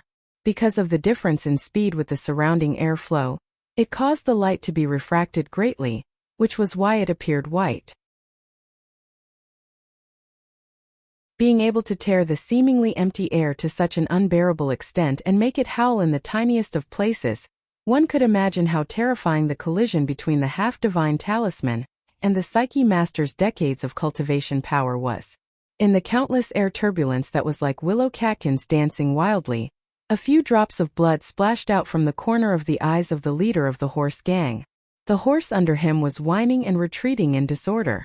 Because this incomplete divine talisman was too powerful, the horse gang leader had to concentrate all his psyche power to fight against it.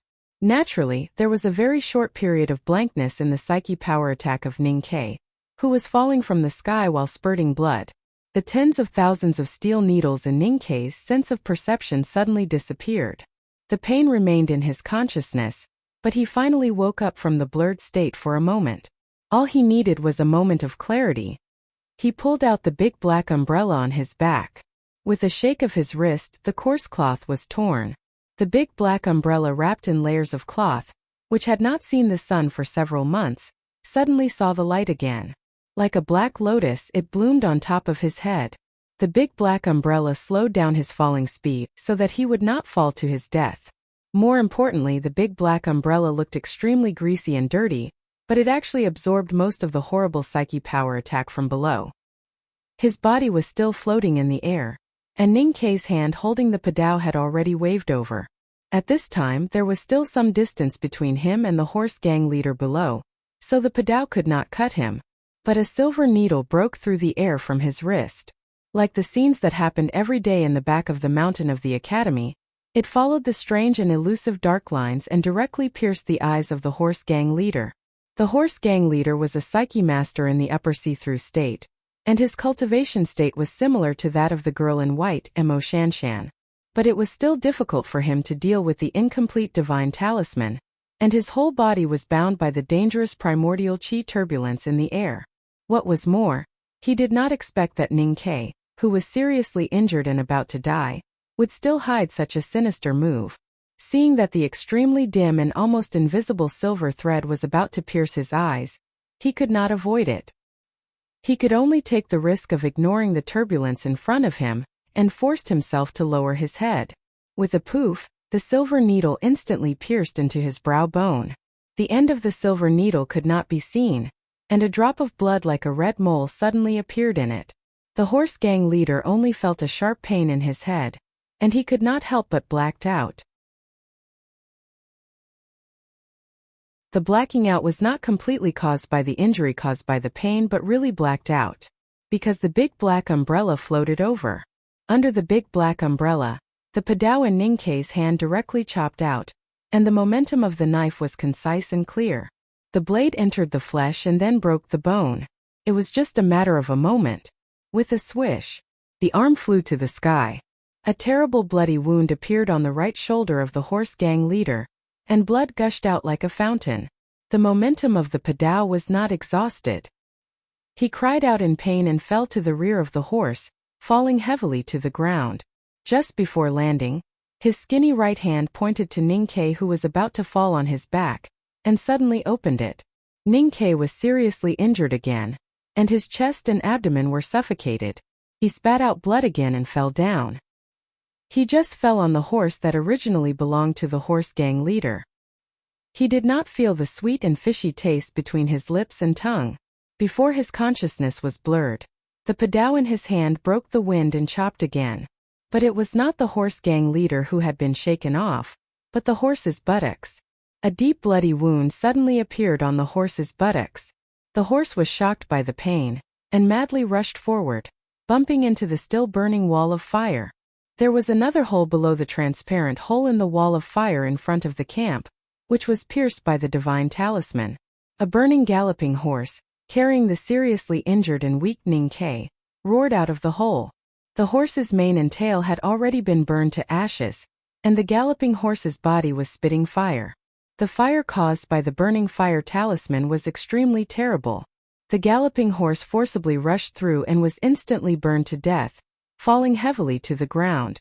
Ning Kei on the horse's back fell to the ground with a bang at the same time, rolling several times continuously before stopping.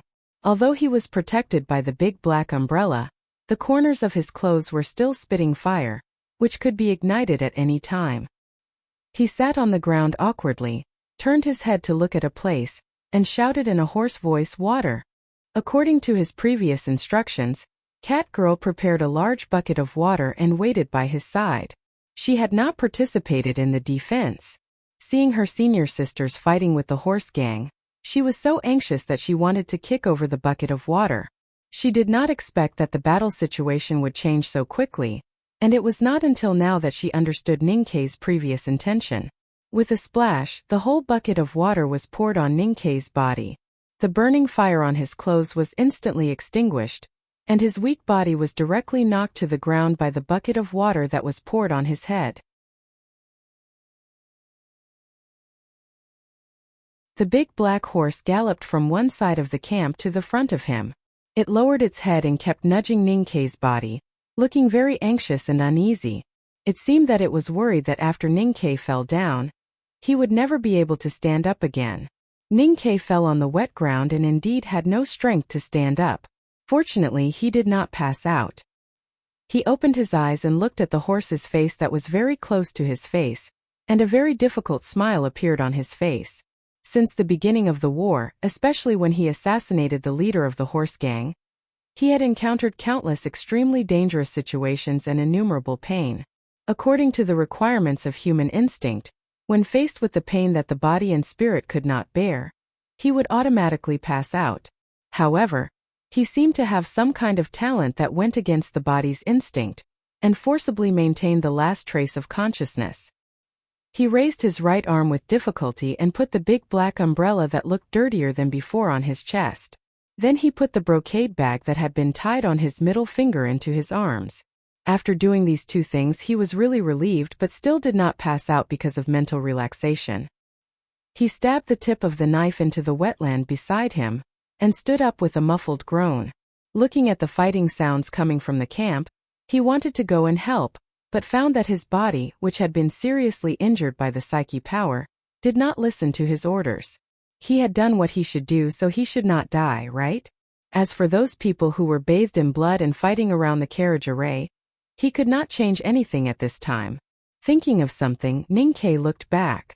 In the middle of the messy camp, the carriage that had already collapsed into pieces was only left with a board at the bottom.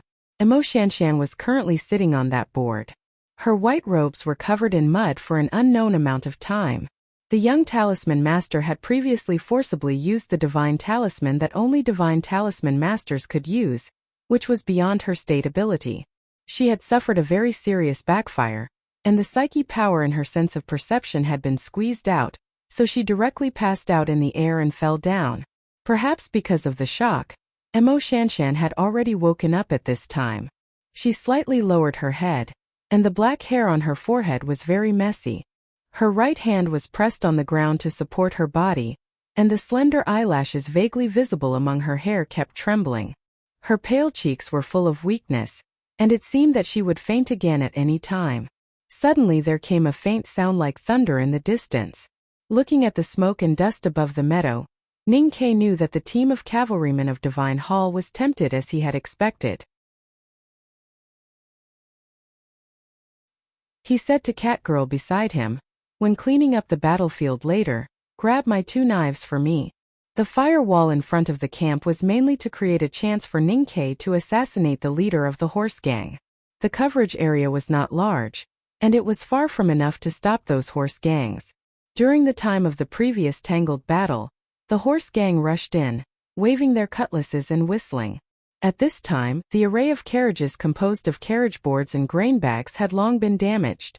The Black Ink Garden disciples' knives were like snow, and they resolutely fought against them without retreating.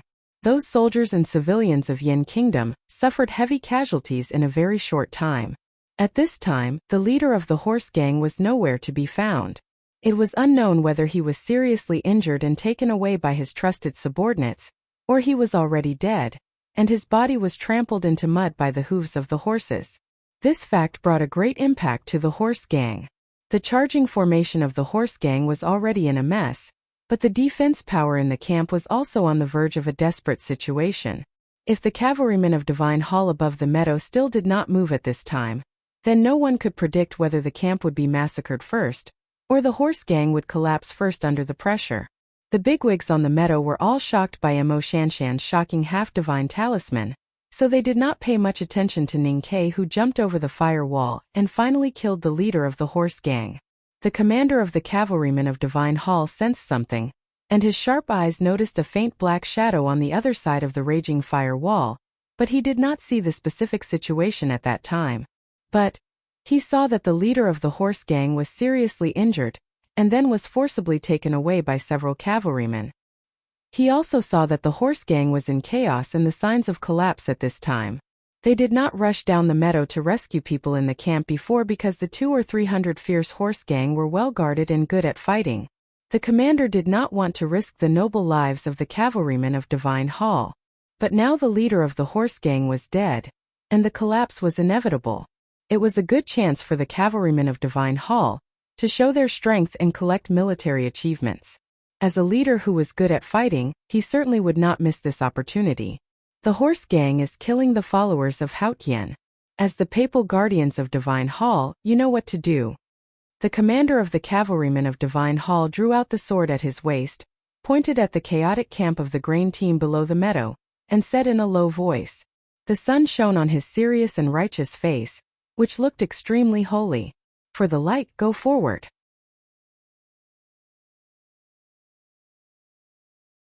100 cavalrymen of Divine Hall moved according to the order. They held the weapons engraved with talismans in their hands, lifted the reins and whipped the horses. They rushed from the meadow to the camp at a high speed, kicking up a lot of gravel. The black armors were painted with complicated golden patterns, which looked like countless blooming sunflowers in the sun shining. The cavalrymen of Divine Hall began their rescue operation with the spirit of justice and fearlessness. Facing the papal guardians, who were the most elite cavalrymen in the world, the horse gang was exhausted after fighting for half a day. And because their leader was seriously injured and escaped, they fell into panic and confusion. They had no ability to resist and were defeated again and again. Even the fiercest and most powerful horse gang was no match for the ordinary cavalrymen of Divine Hall, not to mention that the machetes in their hands were as vulnerable as branches and wooden sticks in front of the talisman soldiers of the cavalrymen of Divine Hall. It did not take long for the cavalrymen of Divine Hall to defeat all the horse gang around the camp. They only paid a small price, and the commander's idea and plan were perfectly realized. The light won again. The 600 horse gang suffered heavy casualties, and the remaining horse gang scattered. The cavalrymen of Divine Hall had to clean up the battlefield, collect the heads, and protect the nobles above the meadow. They only chased the horse gang symbolically. So the horse gang, who had been fighting with the 200 cavalrymen of Yen Kingdom, also took the opportunity to escape. The fight in the meadow was fierce, and so were the 200 cavalrymen of Yen Kingdom and the horse gang. At this time, there were only about 40 cavalrymen of Yen Kingdom who could ride back to the camp, and everyone was wounded. The battle started in the morning and people kept dying. But relying on the formation of carriages and the bravery of the disciples of Black Ink Garden, not many people died. The most serious casualties appeared at the end. The broken formation of carriages and Mo Shanshan, whose psyche power was exhausted, could no longer protect more people. Countless soldiers and civilians of Yen Kingdom were killed by the machetes of the horse gang. A young male disciple of Black Ink Garden was attacked by several red-eyed horse gang and died tragically. Zhuozhihua and other girls of the Great River Kingdom stood in front of the dead body of their junior brother. Their eyes were full of sadness and anger. Catgirl, the youngest among them, could not help crying and her eyes were red. There was a sad atmosphere in the camp, and dense hoofbeats sounded outside the camp. The cavalrymen of Divine Hall finished the short-distance chase of the scattered horse gang and regrouped. Their black armor with golden flower patterns shone dazzlingly in the sun. The neat formation looked strict, and the light was full of pressure. In normal times, the soldiers and civilians of the Yen Kingdom who believed in Haotian Taoism in the camp would look at them with admiration, or even kneel on the ground and kowtow devoutly out of absolute awe of the West Hill Divine Palace. However, at this moment, the people who were shrouded in sadness did not pay attention to the cavalrymen of Divine Hall outside the camp. Occasionally, some people looked over, and their eyes were so cold and numb, even with a hint of hatred. If these cavalrymen of Divine Hall had not waited on the meadow, and had chosen to rush to the camp at the first time, and cooperated with the disciples of Black Ink Garden, especially the powerful female talisman master, they could definitely defeat the horse gang. However, they did not do so, and directly led to the camp suffering heavy casualties at the last moment. At this time, many cold bodies lying on the ground of the wilderness should still be warm. Many dead people could have survived and returned to the Yen Kingdom to see their relatives. However, because of the selfishness and coldness of these cavalrymen of Divine Hall, all the possibilities did not exist. In this case, no one in the camp would welcome the arrival of this group of cavalrymen of Divine Hall. People could never see the back of their heads, and light could never see its own darkness, especially when you thought you were very high, and when you thought you were absolutely bright. The cavalrymen of Divine Hall lined up outside the camp did not think that there was anything wrong with their previous action of not moving. At that time the horse gang still had enough fighting power. Did they want the noble cavalrymen of Divine Hall to risk their lives and bleed for the common people?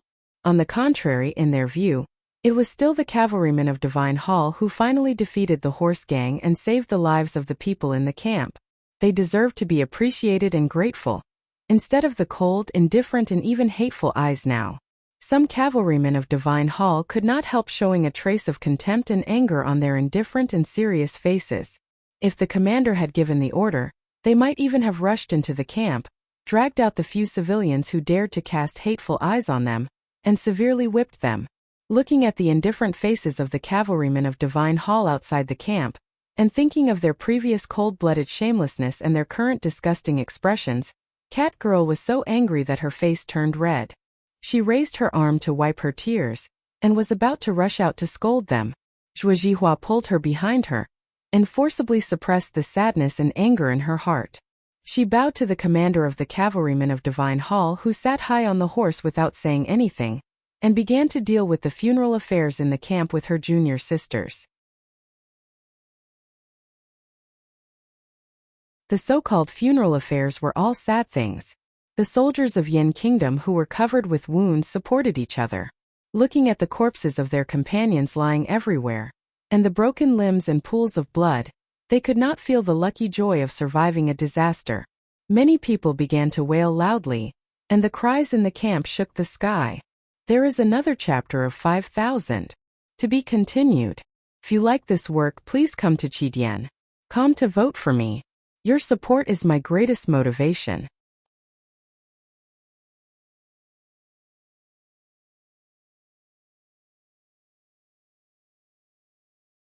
Chapter 223. Listening to the continuous crying in the camp, the commander of the cavalrymen of Divine Hall slightly frowned. He could understand the indifference of the disciples of Black Ink Garden of the Great River Kingdom, but he did not care about their indifference. Instead, he was a little disdainful and sarcastic. Ignoring them, he raised his right hand and signaled his subordinates to start cleaning the battlefield. The cold and gorgeous sword edge pierced into the neck of the horse gang and cut off the head with a twist and a cut. Regardless of whether the dead horse gang's eyes were open or closed, the commander threw the head into the big bag. The cavalrymen of Divine Hall began to harvest the heads of the horse gang. Although many horse gangs outside the camp died in the first counterattack in the morning, died in the talisman fire, and died in the desperate resistance of the grain team at this moment, no one would compete with the cavalrymen of Divine Hall for military merits. People in the camp were busy treating the seriously injured, moving the corpses, cleaning up the losses, saving the few remaining provisions, and dispelling the sadness and anger in their hearts. With the broken and scorched cart formation as the dividing line, the inside and outside of the camp were naturally divided into two worlds. The commander of the cavalrymen of Divine Hall looked at the ruined camp and the obvious traces of the battle. He imagined the charge of the horse gang and the fierce battle the camp had withstood before the arrival of the reinforcements, and could not help but feel a little admiration. His eyes fell on the wreckage of the carriage in the center of the camp, and his pupils slightly shrank. He did not find the figure of the young talisman master, nor the black shadow. After a moment of silence, he lightly kicked the horse's abdomen and urged the horse to pass through a gap in the cart formation. He came to the back of the disciples of Black Ink Garden who were busy treating the injured, and asked, "Who is in charge here?" Zhuo Jihua forcefully tied a piece of cloth to the bleeding wound of a civilian's broken arm, and gently lifted the hair coagulated by the blood in front of her forehead. She turned to look at the commander on the horse, but did not answer him. A disciple of Black Ink Garden heard the question and subconsciously looked back at a carriage in the camp. Catgirl suddenly thought of what Ningke had told her before. She handed the medicine in her hand to a senior sister next to her and trotted out of the camp. In addition to the mules and horses, there were 3 carriages in the grain delivery team. Among them, the carriage where the young talisman master was in had been shattered into pieces by the power of the half-divine talisman, while the other 2 carriages were intact. The big black horse was waiting outside one of the carriages, kicking its hooves in boredom. The interior of the carriage was dim, Only when the winter wind of the wilderness lifted a corner of the curtain did the interior become a little brighter. There was a parcel lying quietly on the board of the carriage. Judging from the sunken surface of the board, the parcel was obviously not as heavy as it was. Ning-Kei reached out to wipe off the blood oozing out of his mouth and nose. He then reached into the basin beside him and washed it with clean water. Then he took a small copper box and opened it. Looking at the shabby things in the box, he could not help but shake his head. "You're a girl, why do you only have so little makeup?" "It's not mine, it's theirs."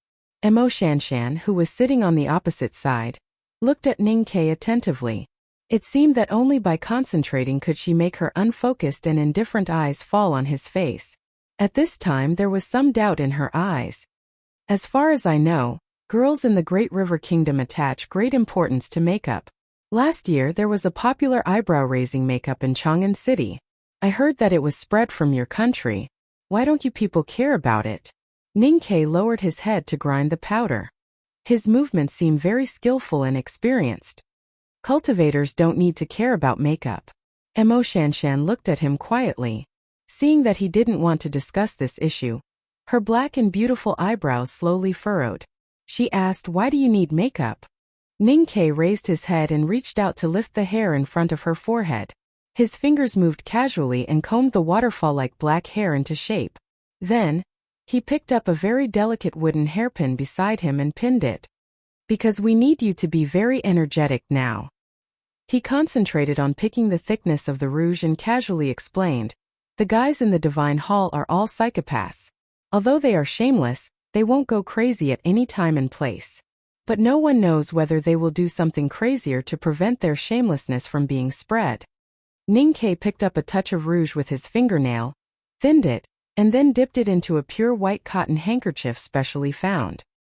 He motioned the young talisman master to raise her face and said, "The only thing we can use to deter them now is you.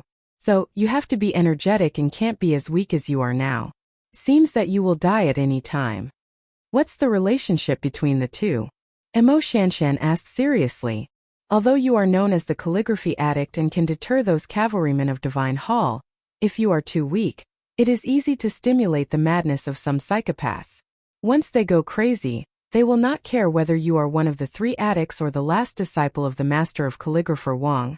I know this psychological factor is difficult to explain. You only need to know that many life and death fights in the world are often just because someone glanced at someone."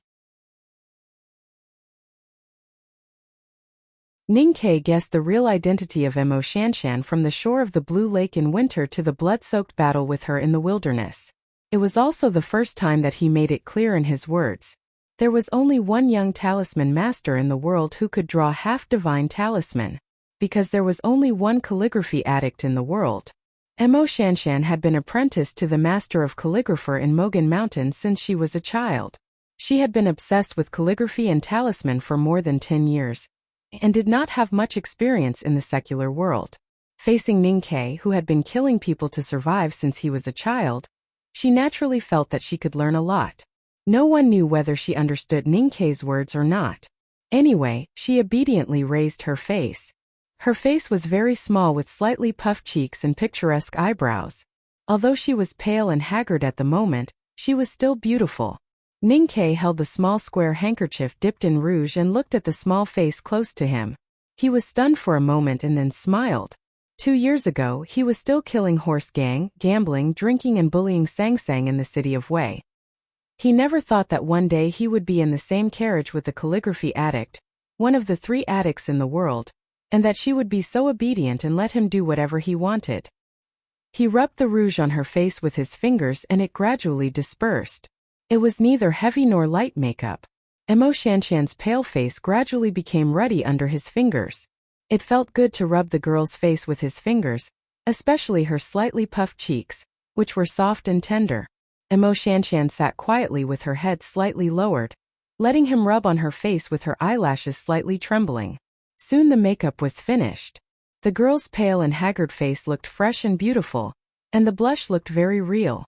Ning-Kei wondered when his craftsmanship had become so good. Then he was going to draw her eyebrows, but he noticed that her eyebrows were thin and black, just as beautiful as the painting. After thinking for a moment, He finally put down the charcoal pen gently. Do you often do these things? Emo Shanshan looked at him and suddenly asked. Ning Ke thought of his home life after he entered Chang'an City and became a rich man. He thought of the large pile of rouge and powder of Chenjinji Cosmetic Store, hidden on the bed in the old brush pen shop. He smiled gently and said, I have a little girl at home, so I do these things a lot. Emo Shanshan's long and sparse eyelashes blinked, and she did not continue to ask anything. She turned around and lifted the curtain to look outside. Her cheeks that had just become ruddy became paler again. People in the camp were carrying the bodies of the dead and collecting wood. It seemed that they were going to cremate the dead. At the periphery of the camp, the cavalrymen of Divine Hall had almost finished harvesting the heads of the horse gang. The black and gold-patterned armor of light was stained with blood, and the sacks were bulging with numerous heads. The Central Plains Coalition Army entered the wilderness to assist Yin Kingdom under the edict of the West Hill Divine Palace. Except for the Tang Army on the western battlefront, the eastern battlefront was determined by the heads. Today, the cavalrymen of Divine Hall had harvested at least more than 300 heads, which was naturally a great achievement. Logically speaking, this achievement should mainly belong to the disciples of the Black Ink Garden and the soldiers and civilians of the Yin Kingdom. However, the cavalrymen of Divine Hall unscrupulously snatched the achievement. Although Emo Shanshan did not care about it, she could clearly feel that the people in the camp who were silently preparing for the cremation were becoming more and more sad and angry. The commander of the cavalrymen of Divine Hall looked at the young talisman master, who lifted the curtain and noticed that she was in good spirits.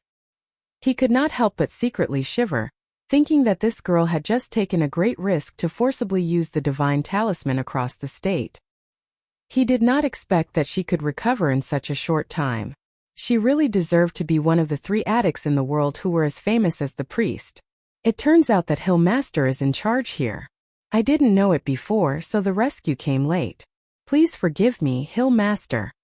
The commander of the cavalrymen of Divine Hall looked calm. In one sentence, he forgot that he did not take any action and coldly watched the camp being attacked. He bowed with hands folded in front to show rare respect to the calligraphy addict Emo Shanshan, and then said, Miss is in the carriage on the meadow now. She asked me to invite Hill Master to meet her. The papal guardians of the Western Church were directly managed by the judicial department. If the miss he mentioned was not the Tao addict Yi Hongyu, it must be the flower addict. Emo Shanshan was very clear about this, and she knew that the flower addict was above the meadow. The Black Ink Garden is ordered by the Divine Hall to escort the provisions into the palace. It is our duty and we dare not to leave. Emo Shanshan looked at the commander of the cavalrymen of Divine Hall and said. The commander smiled slightly and said, Miss and Hill Master have not seen each other for several years. She hopes to see you again. These words were said peacefully with affection, but indifferently revealed a hint of toughness. Emo Shanshan looked at him expressionlessly and said, If she really wanted to see me, she could have come down from the meadow to see me. Since she did not see me before, there is no need to see me now. These words were said calmly with a hint of sarcasm, but it did not conceal the toughness.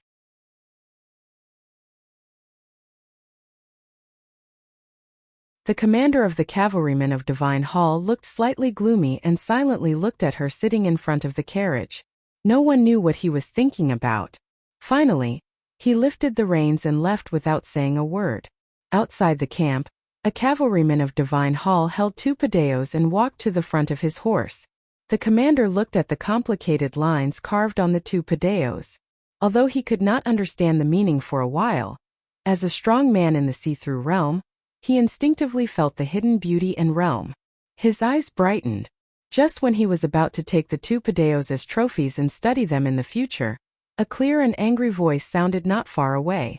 Those are ours. Catgirl angrily stared at the commander on the horse. Her face was covered with fine beads of sweat, and her body was covered with dust and blood stains. It seemed that she had been looking for the 2 padeos outside the camp for a long time. The commander smiled faintly and lifted the reins lightly to leave. He did not care about her at all. Catgirl trotted quickly and rushed to the front of his horse like a gust of wind. Holding the ebony handle of her sword, she stared at him and refused to give way. She did not hide the hatred in her clear eyes. Several cavalrymen of Divine Hall unceremoniously stepped forward and tried to push her away. With a clear sound, Catgirl unsheathed her sword. Looking at several cavalrymen of Divine Hall who were much taller than her, she showed no fear and said with a slightly trembling voice, "You have cut off the heads of the horse gang. Do you still want to rob our weapons?"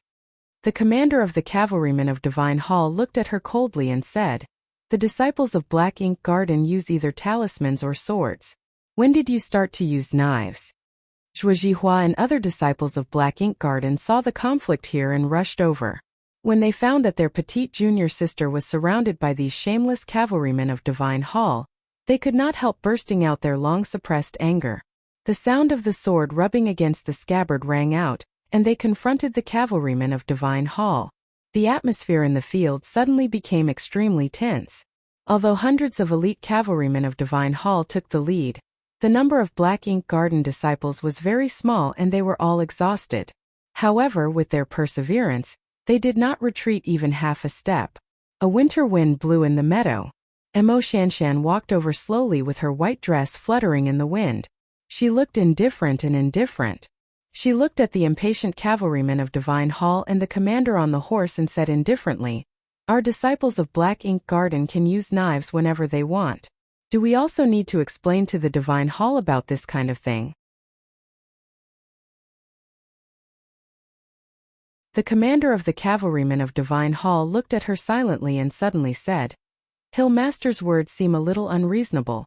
Emo Shanshan said, "Do you mean that the Divine Hall now also thinks that thieves are reasonable?" The commander of the cavalrymen of Divine Hall slightly changed his expression and felt humiliated. He looked at her and those disciples of Black Ink Garden who were holding swords in front of the horse and said coldly, "How dare you compare the Divine Hall with thieves? So disrespectful. Do you want the judicial department to ask the sage of calligrapher how he teaches his disciple?" Emo Shanshan calmly replied, "I will wait for the great divine priest of judgment's words on behalf of my teacher." The commander of the cavalrymen of Divine Hall clearly guessed that the calligraphy addict should be forcing herself to be spirited at this time, but he did not dare to offend her at will. He stared at the young talisman master's eyes and suddenly said, "Hill Master has been ordered by the Divine Hall to transport provisions into the palace. This matter is related to the peace negotiation between the two sides. Now the provisions have been destroyed. I don't know how you will explain to the Divine Hall and the coalition army. If the peace negotiation between the two sides is broken because of this, I don't know whether you can bear the responsibility. How to explain to the Divine Hall and the coalition army is my business. It has nothing to do with you." Emo Shanshan slightly blinked her eyelashes and softly said, "Even if I don't explain, you can't kill me here." She raised her head and quietly looked at the eyes of the commander of the cavalrymen of Divine Hall, saying, "Or kill all the people here." The commander of the cavalrymen of Divine Hall slightly frowned. Emo Shanshan gently smoothed the hair that was blown to her cheeks by the wind to the back of her shoulders and calmly said, "Since you won't kill all of us, then what are you still doing here? Put down the padeos and go." The commander of the cavalrymen of Divine Hall was silent for a long time. He casually threw the two padeos on the saddle to the ground and looked at her with a slight smile, saying, "I hope to see Hill Master again in the palace." Catgirl sheathed her sword and pushed away the cavalrymen of Divine Hall in front of her. She rushed to the commander's horse and picked up the two padeos. She tightly held them in her arms like treasures and stared at him vigilantly. Emo Shanshan did not respond to the invitation or threat of the commander of the cavalrymen of Divine Hall. She directly turned around and walked back to the camp. In the wilderness in the deep winter, the sun appeared along the low southern sky and soon disappeared. The battle started in the early morning. When the battlefield was cleaned up, it was almost dusk and the light became dim. The dense sound of horse hooves above the meadow sounded like thunder, and then gradually became lower. The cavalrymen of Divine Hall escorted Aunt Cuny Maddie of Ueluan Kingdom, the girl in the carriage, and people from the Revelation Institute and the White Tower Temple. The blood-like dusk shrouded the camp, making the bloodstains on the ground and carriage boards even more dazzling. Broken carriage boards, carriage fragments, and hay were piled up together and seemed to be burning in the sunset. After a while, these things were really ignited. The fire became bigger in an instant with the help of the wind in the wilderness, and gradually swallowed the bodies of the victims piled up on it. In the crackling sound, one could vaguely see the melted, scorched, and deformed bodies, which made people feel extremely confused and complicated. The air began to fill with a terrible and disgusting burnt smell. The survivors around the cremation ground lowered their heads and began to chant the reincarnation order from the Hautian Taoism song in unison. The monotonous syllables kept repeating, praying that the souls in the flame could smoothly return to the embrace of Hautian. The somewhat messy voice at first became more and more orderly, low and full of compassion. Ning Ke did not get off the carriage because he was seriously injured. He lifted the curtain and silently looked at the flame in the distance, listening to the chanting and prayers of the people. Suddenly, he raised his head and looked at the high and distant sky above his head. The sky in the wilderness was as clean as he was familiar with. But at this time, under the light of the sunset, it naturally divided into two different worlds. The near-night side was as blue as the sea, while the near-day side was burning like fire. He could not explain why he came to this world. In his childhood in Chang'an, he had been exposed to the faith of Hautian. His master, Master Yen Sei, was a minister of offerings in the South School of Hautian and a great divine priest with a seat in the West Hill Divine Palace, so he naturally believed in Hautian like most people in the world. However, at this moment, in front of the countless souls in the flame, under the sea and fiery sky, his view of the world was gradually changing uncontrollably. People set up camp again in the meadow and spent a long and cold night. The next morning, dozens of surviving cavalrymen of Yen Kingdom returned to the south with the wounded. They were the direct descendants of Crown Prince Chongming and knew very well why the cavalrymen of Divine Hall had such an attitude when they were attacked yesterday. They also knew that even if they went to the palace, they would not get any justice at all, and even had a great risk of being punished by the Divine Hall. So naturally they chose to return. The disciples of the Black Ink Garden of the Great River Kingdom did not go south with the cavalrymen of Yen Kingdom. Instead, they took 2 carriages and several horses and set off again, heading northeast to the Lieutenant Palace. Looking at the desolate scenery and the remaining snow in the sparse grass outside the window, Ning Ke coughed twice and took out the handkerchief prepared by Sang Sang. He wiped the blood on the corner of his mouth and turned to look at the girl in white opposite him. He asked, "Why do you want to go to the palace?" The matter of the grain team needs an explanation, and Emo Shanshan slightly lowered her eyelashes and trembled slightly. After a long silence she said, "I am very angry." Ning Ke looked at her and smiled. He said, "I find that I kind of like you." The task was completed on Thursday. I almost vomited from writing so much. There are still 3 days left. Oh my God, my dear ones. If you like this work, please come to Chidian.com to vote for me. Your support is my biggest motivation.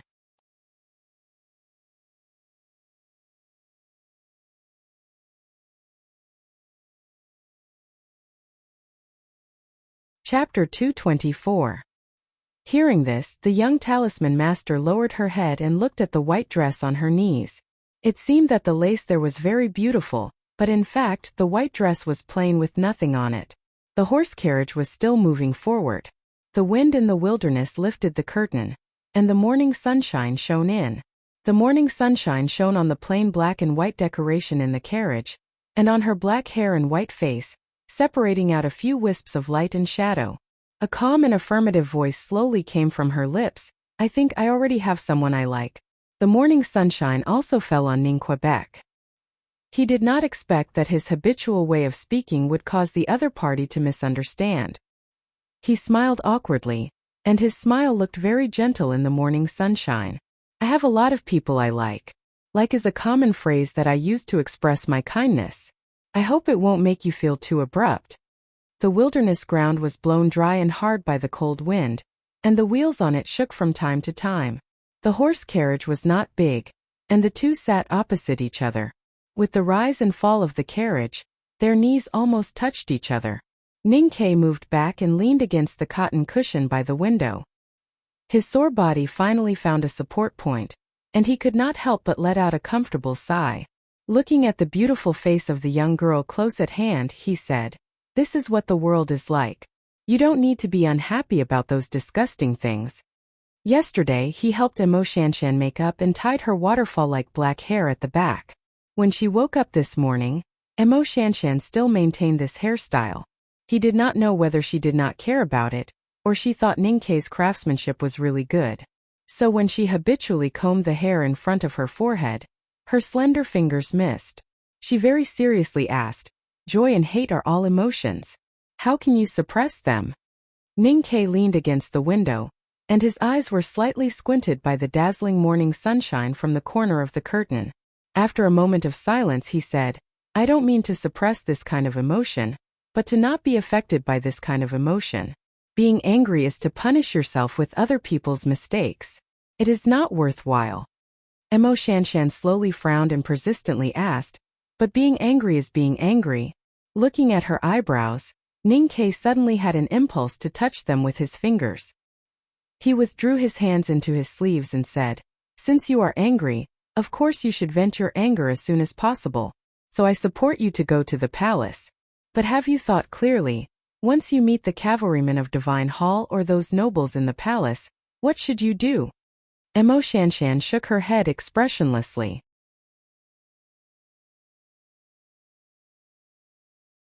She just intuitively thought that she should go to the palace to find the cavalrymen of Divine Hall and those people on the meadow, and seek justice for the dead Yen Kingdom's soldiers and soldiers. Ningke seemed to have guessed what she was thinking. He looked at her and said seriously, "There is no such thing as justice. Even if you are powerful enough, you may not be able to get it back. So venting your anger has nothing to do with justice but fairness. King Yen Manu. If others hit us, we will hit them. If others curse us, we will hit them. If others want to kill us, we will kill them first." Emo Shanshan opened her eyes and looked at him. It seemed that she did not expect that many things from his mouth would become so simple and presumptuous. She slightly frowned and asked, "You, Tangs, do you all see things like this?" "Almost," Ningke said with a smile. "We have been receiving this kind of education since we were born." Emo Shanshan reached out to lift the curtain of the window beside her. She looked at the desolate scenery of the wilderness gradually retreating, looked at the few lonely birds in the distant sky, and thought of the people in the horse carriage on the meadow yesterday. After a moment of silence she said, "What if I can't kill those people when I arrive at the palace?" Naturally, the cavalrymen of Divine Hall and the nobles they protected could not be killed easily, even if she was the well-known calligraphy addict. Ningke looked at her confused expression and vaguely guessed that those people on the meadow might be of extremely high status. Who were those people on the meadow yesterday? Emo Shanshan turned her head and looked at him. She softly said, "The students of the Revelation Institute and the monks of the White Tower Temple. If you want to ask the person in the horse carriage, she is the princess of the Yueluan Kingdom, and also the favorite of the Revelation Institute." Ningke's frown gradually relaxed. The change in his expression did not mean that he was relaxed. Instead, it showed that he was a little surprised. He said, "The flower addict Lu Chenjia? What is the legendary wonderful person doing in the wilderness?" Emo Shanshan looked at him and suddenly smiled. Her originally stiff expression suddenly became lively because of this rare smile. Especially the undisciplined and cold gaze in her eyes, it actually became a bit cuter in an instant. "You don't know that Emo Shanshan is the calligraphy addict, but you know the name of the flower addict." Ningke smiled. He thought that if it was the flower addict, it would be wishful thinking for them to go to the palace to seek justice. After his smile gradually faded, he looked at Emo Shanshan and said, "You can't kill people, but you want to vent your anger. Perhaps I can give you some ideas. What does the flower addict Lu Chenjia like or value the most?" "She is called the flower addict. Her favorite and most cherished thing is naturally flowers."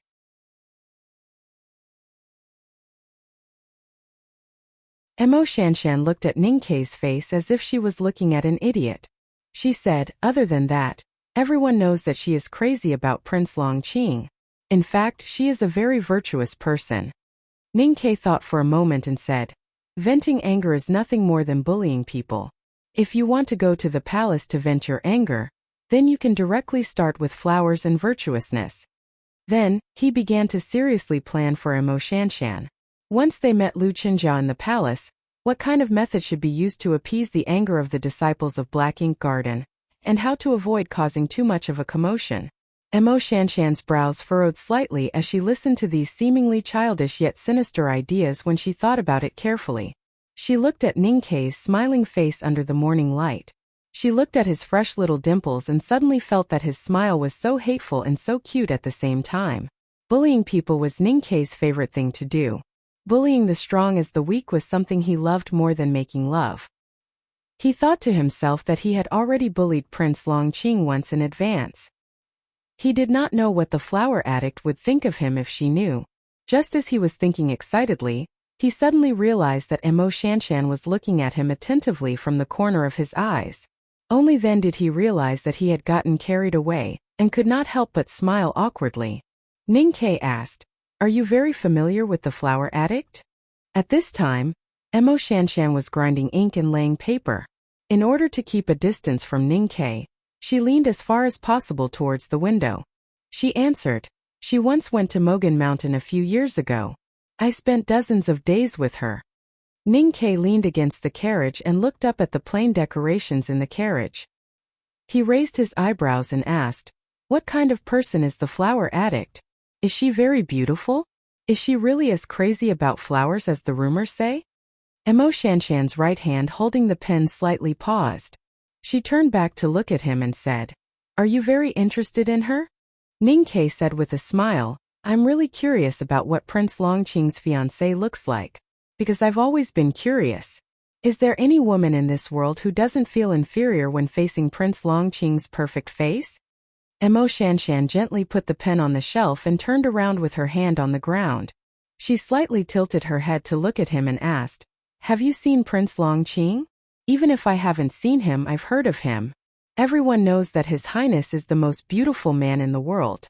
After saying this, Ning Kei found that the young talisman master was still staring at him. He knew that she did not believe this statement, so he had to raise his hands in surrender and said with a smile, "Well, I admit that I have seen him." Mo Shanshan looked at him quietly.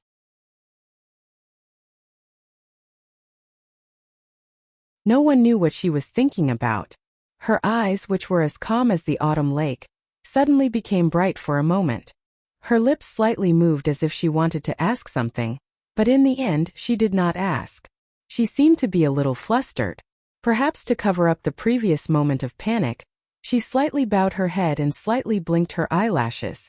She sat down again with her hands on her knees and said another thing. "You once analyzed that the target of those horse gangs should be me instead of the provisions. But in fact their target should be you." She raised her head and looked at Ning Kei, as if she was looking at the scenery of the wilderness outside the window behind Ning Quebec. She seriously said, "I clearly saw the scene behind the wall of fire. They came prepared and just wanted to kill you."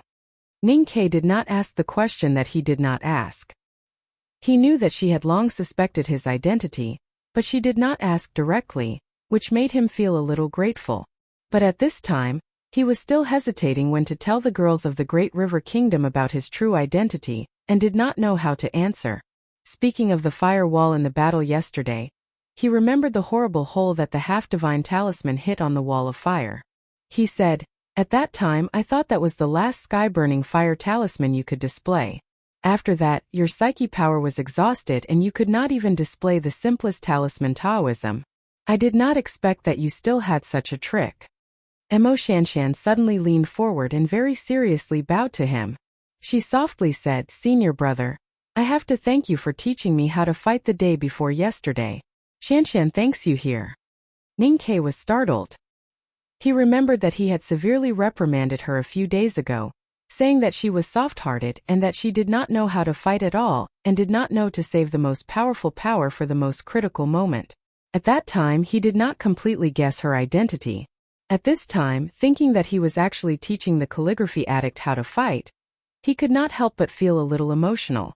"In any case, we could survive because of your half-divine talisman." At that time, he was in a critical situation, and did not have a clear feeling about the earth-shattering divine talisman. But after thinking about it carefully last night, he increasingly felt that the girl talisman master opposite him was amazing. It was not a big deal to challenge someone in the 5 states of cultivation. As Chun Pippi said, with his cultivation aptitude, even if he entered the knowing destiny state, he would be the weakest one in the history. If there was no other means, any powerhouse in the see-through state could try to challenge or even kill him. But states were states.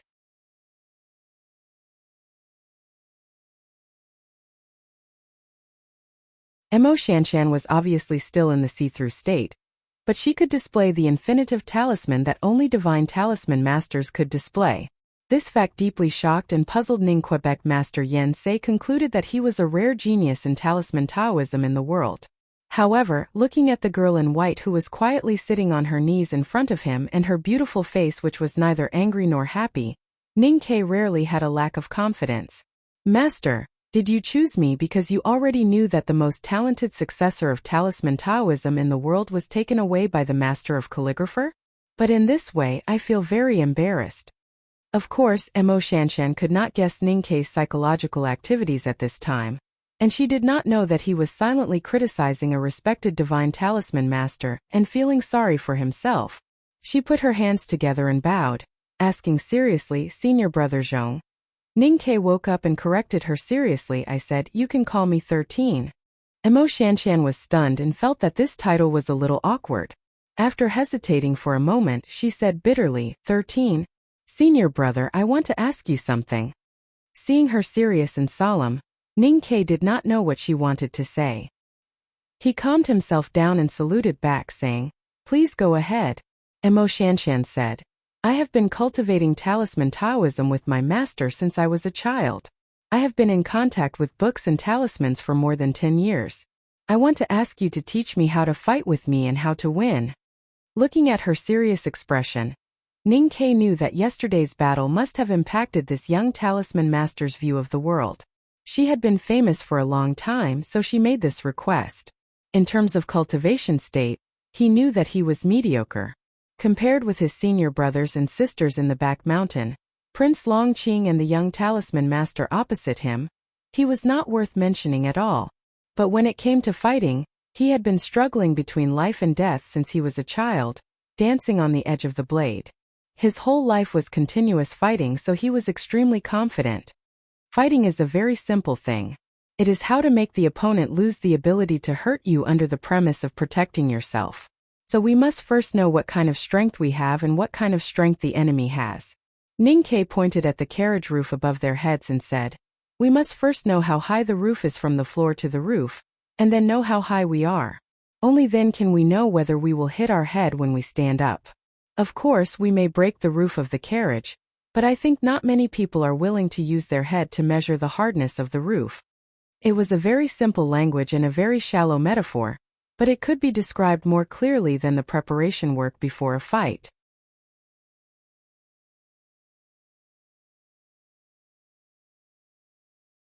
When Emo Shanshan was thinking, her eyes became more unfocused and indifferent, and no one knew where she was looking.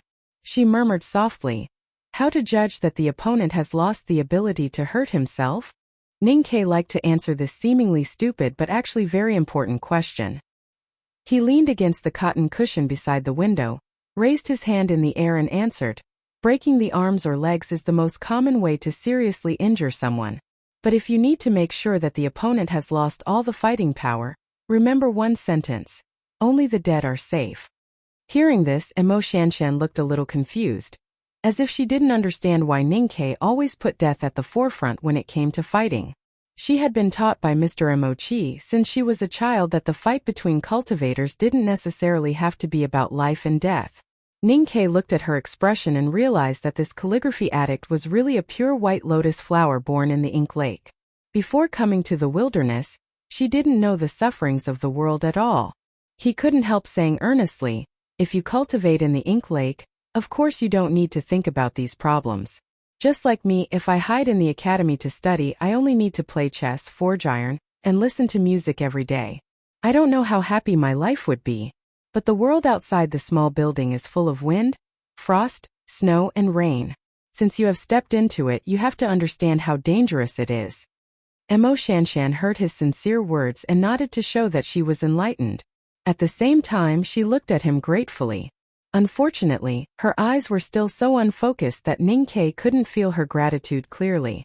13th brother, if the opponent's strength and state are far beyond yours, how can you defeat him? Hill Master, 13th brother, you can call me by my name. If the ordinary people in the world know this, they will inevitably think that I am too disrespectful. Then please call me younger sister Shanshan. Younger sister Shanshan, the question you asked just now is basically unsolvable. If anyone can answer this question perfectly, then he will be the most powerful person in the world, because he has ways to defeat those who are more powerful than him. Emo Shanshan frowned slightly. After a long time of silence, she asked seriously, Senior brother, are you being sarcastic? Ninkei looked at her blankly. From the side of the blue lake, he found a fact that made him feel a little uncomfortable. Finally, there was someone in the world who could defeat him countless times. Younger sister, you can think of it as sarcasm, but please don't think too much about it. The sarcasm in my speech is often to deepen the impression of the listener, because this matter is very important.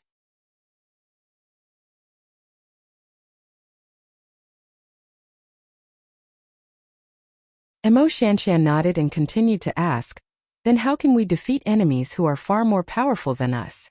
Ninkei answered seriously, when facing enemies who are far more powerful than us, I insist that we only have one choice. Emo Shanshan raised her small face slightly and asked with expectation, what choice? Ninkei said, escape. Don't be speechless. Escape is also a kind of battle.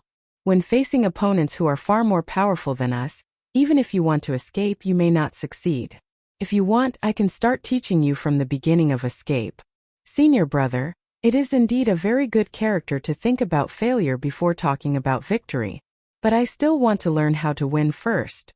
Emo Shanshan sat on a small table by the window, holding an ink brush in her hand, ready to take notes carefully.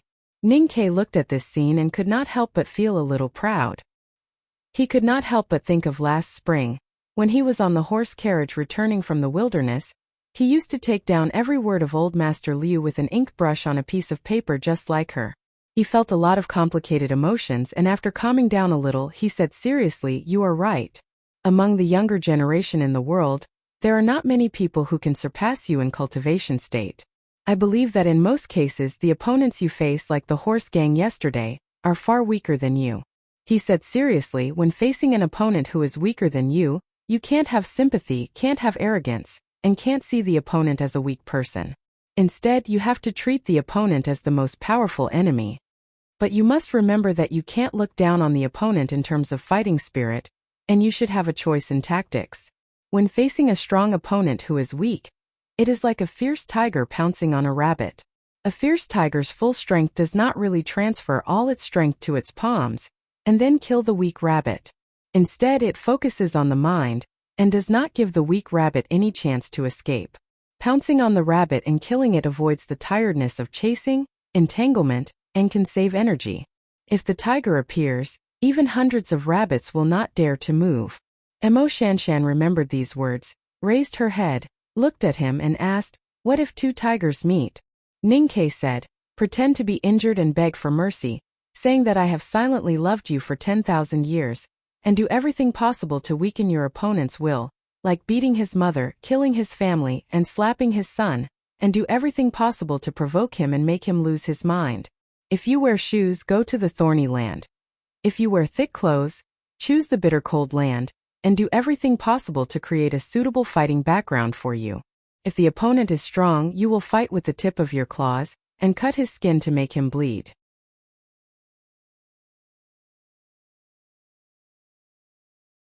If the opponent's claws are strong, you will wait quietly, and let him injure you slightly. Then you will find an opportunity to enter a desperate situation, and do everything possible to hide your weakness and take the lead. Emo Shanshan listened to him talking about all kinds of situations, and her eyes became more and more unfocused. She subconsciously muttered to herself, it sounds very troublesome. Where can I find so many ways? If all the methods don't work, then you only need to remember the last one. Ninkei looked at her and said seriously, when two tigers meet, the brave one wins. Emo Shanshan opened her eyes and looked at him seriously. After a long time of silence, she completely understood the meaning of these words. and said softly with emotion, "Senior brother, you really know a lot of things." Ning-Kei always felt that her focused eyes seemed to be focused on something else.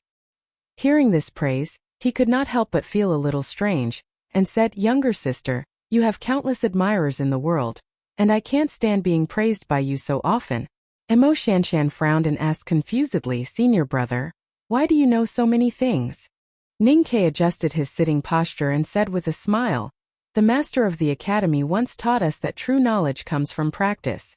Younger sister, if you had been fighting since you were a child like me, then you would naturally know so many things." Emo Shanshan's expression became more and more dull. "Senior brother, you have fought so many battles. Were you very naughty when you were a child?" Ning-Kei's body was slightly stiff, and he felt that it was really hard to talk to this white lotus of black ink garden. Emo Shanshan asked, "Senior brother?" Ning-Kei waved his hand tiredly and said, "Younger sister, I also have a question to ask you." Emo Shanshan asked, "What is it?" Ning-Kei looked at her eyes and asked, "Why do you never look me in the eye?" Emo Shanshan looked at him and asked confusedly, "When did I?" Ning-Kei felt that she was looking at the wilderness outside the window, and sighed, "Anytime and anywhere, such as now?" Emo Shanshan suddenly thought of something, and her expression became slightly stiff. After a moment of silence, she explained softly, "I have loved calligraphy since childhood, and I have copied too many calligraphy sections, so my eyes are not very good." Ning-Kei slightly opened his mouth, and did not know what to say. Only then did he know that the world-famous calligraphy addict turned out to be short-sighted. And from her eyes, could it be that there was some astigmatism? "I gradually found that I have always had the complex of being at the bottom of a dry well, but my mind has never been clearer in this book, and my plan will not be disturbed by many things."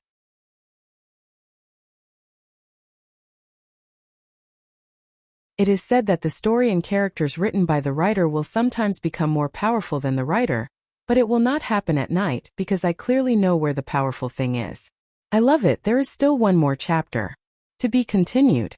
If you like this work, please come to Chidian.com to vote for it.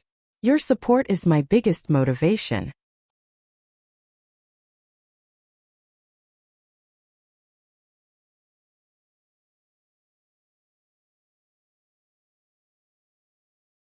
Chapter 225. Ning-Kei and the disciples of Black Ink Garden of the Great River Kingdom had been familiar with each other since they helped each other by the Blue Waste Sea and hunted together in the wilderness. After fighting side by side in the meadow, they were even more intimate. In the following days, Ning-Kei stayed in the horse carriage to heal his wounds. At the same time, he reformed the Talisman Master's worldview, outlook on life, and outlook on fighting again. He seldom got off the horse carriage and even ate and took a break in the carriage. In the eyes of the disciples of Black Ink Garden, they inevitably felt a little strange. They were very clear that the Hill Master's temperament seemed to be indifferent, but in fact, she was mild and gentle. But she had never been so close to a young man. Zhuo Jihua also felt it was very inappropriate. But thinking that Ning-Kei was seriously injured, she felt embarrassed to let him get off the horse carriage. In fact, Ning-Kei's injury recovered very quickly. He no longer coughed blood on the second night. His sense of perception, which had been severely shaken, also gradually subsided. The occasional dizziness did not appear again. Zhuo Jihua and other disciples of Black Ink Garden were not very clear about his physical condition. But Emo Shanshan saw the whole process of his recovery, and inevitably felt a little puzzled. That night when Ning-Kei drew his bow and killed several horse gang members, Emo Shanshan felt the fluctuation of psyche power. At that time, she guessed that Ning-Kei should be a cultivator. She was not so surprised about this.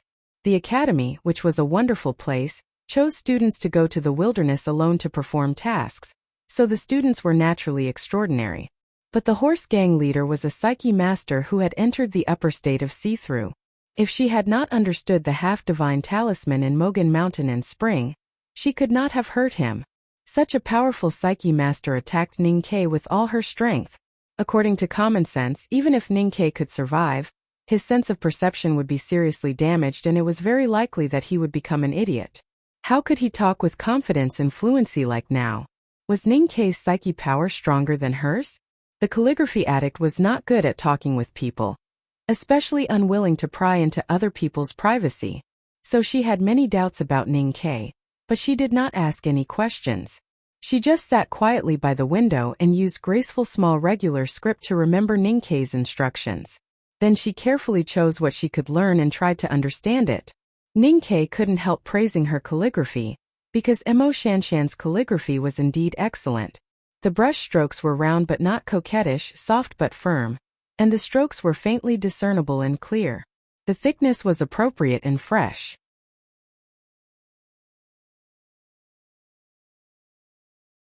At this moment, he finally understood why the female disciples of Black Ink Garden laughed so happily when he praised that the female talisman master's calligraphy obsession was similar to his own style in the camp a few days ago.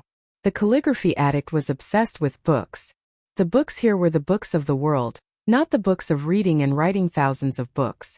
In the eyes of the disciples of Black Ink Garden, it was really ridiculous for an ordinary person to say that the calligraphy addict in the world was similar to his own style. The disciples of the Black Ink Garden rode on horses and took a turn at a certain ice jam. From the northeast to the northwest, they went straight to the palace. Along the way, they saw few people, mostly cold-tolerant Kashmir sheep and wasteland.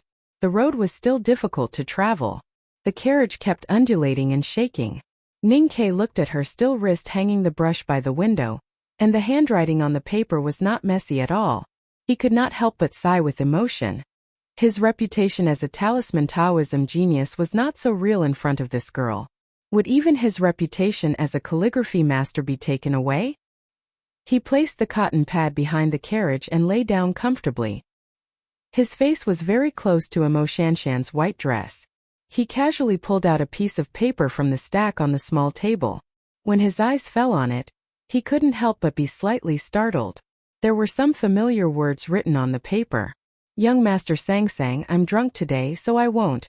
When he saw the young talisman master writing quietly by the window, Ning Ke thought of third sister by the east window of the old library. He began to miss the academy in the south of Chong and city, the days in the back mountain and those lovely fellow disciples. At this time he suddenly saw his chicken soup calligraphy in the wilderness thousands of miles away.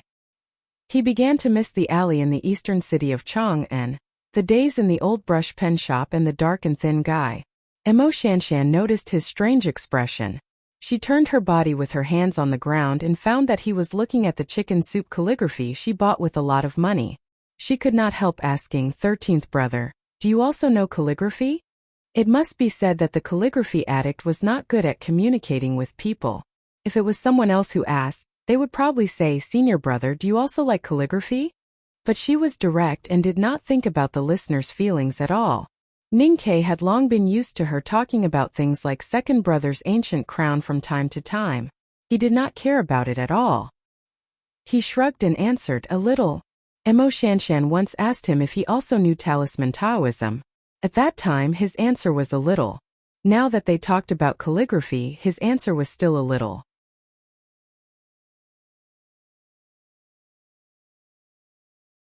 In front of others, he might have the confidence to say that he was a genius in talisman Taoism and a calligraphy master.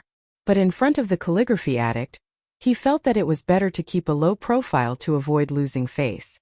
Emo Shanshan looked at him and suddenly asked, what do you think of this calligraphy? She looked very focused and seemed to pay attention to Ning Ke's answer. Ning Ke did not expect that she would ask for his opinion. He said in surprise, you mean the chicken soup calligraphy? Emo Shanshan looked at him and said seriously, senior brother is a student of the Chong, an academy.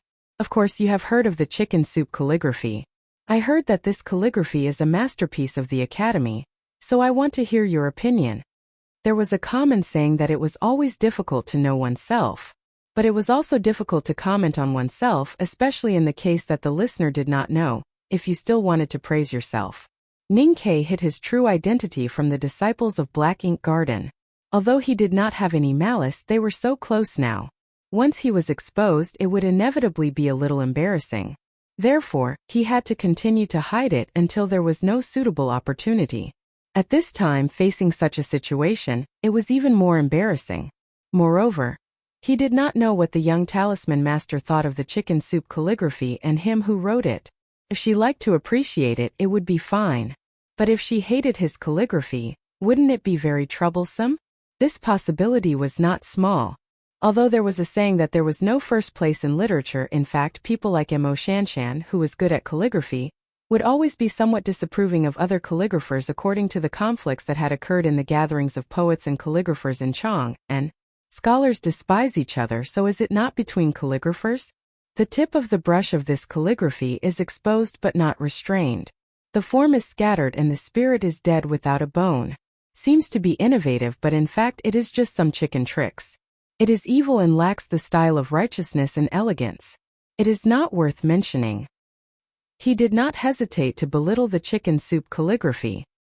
His expression was calm, and he hid all the embarrassment and bitterness in his body. He did not dare to show any of it. This might be the so-called price. Mo Shanshan looked at him quietly, as if trying to discern whether he was speaking the truth or just casually belittling her. After a long time, she asked seriously again, "Then what does senior brother think of the blooming flower calligraphy?" Ning Ke looked at her and said with slight surprise, "Younger sister, you have even read the flower blooms calligraphy?" Mo Shanshan shook her head and said, "I have collected some copies of the calligrapher of the academy."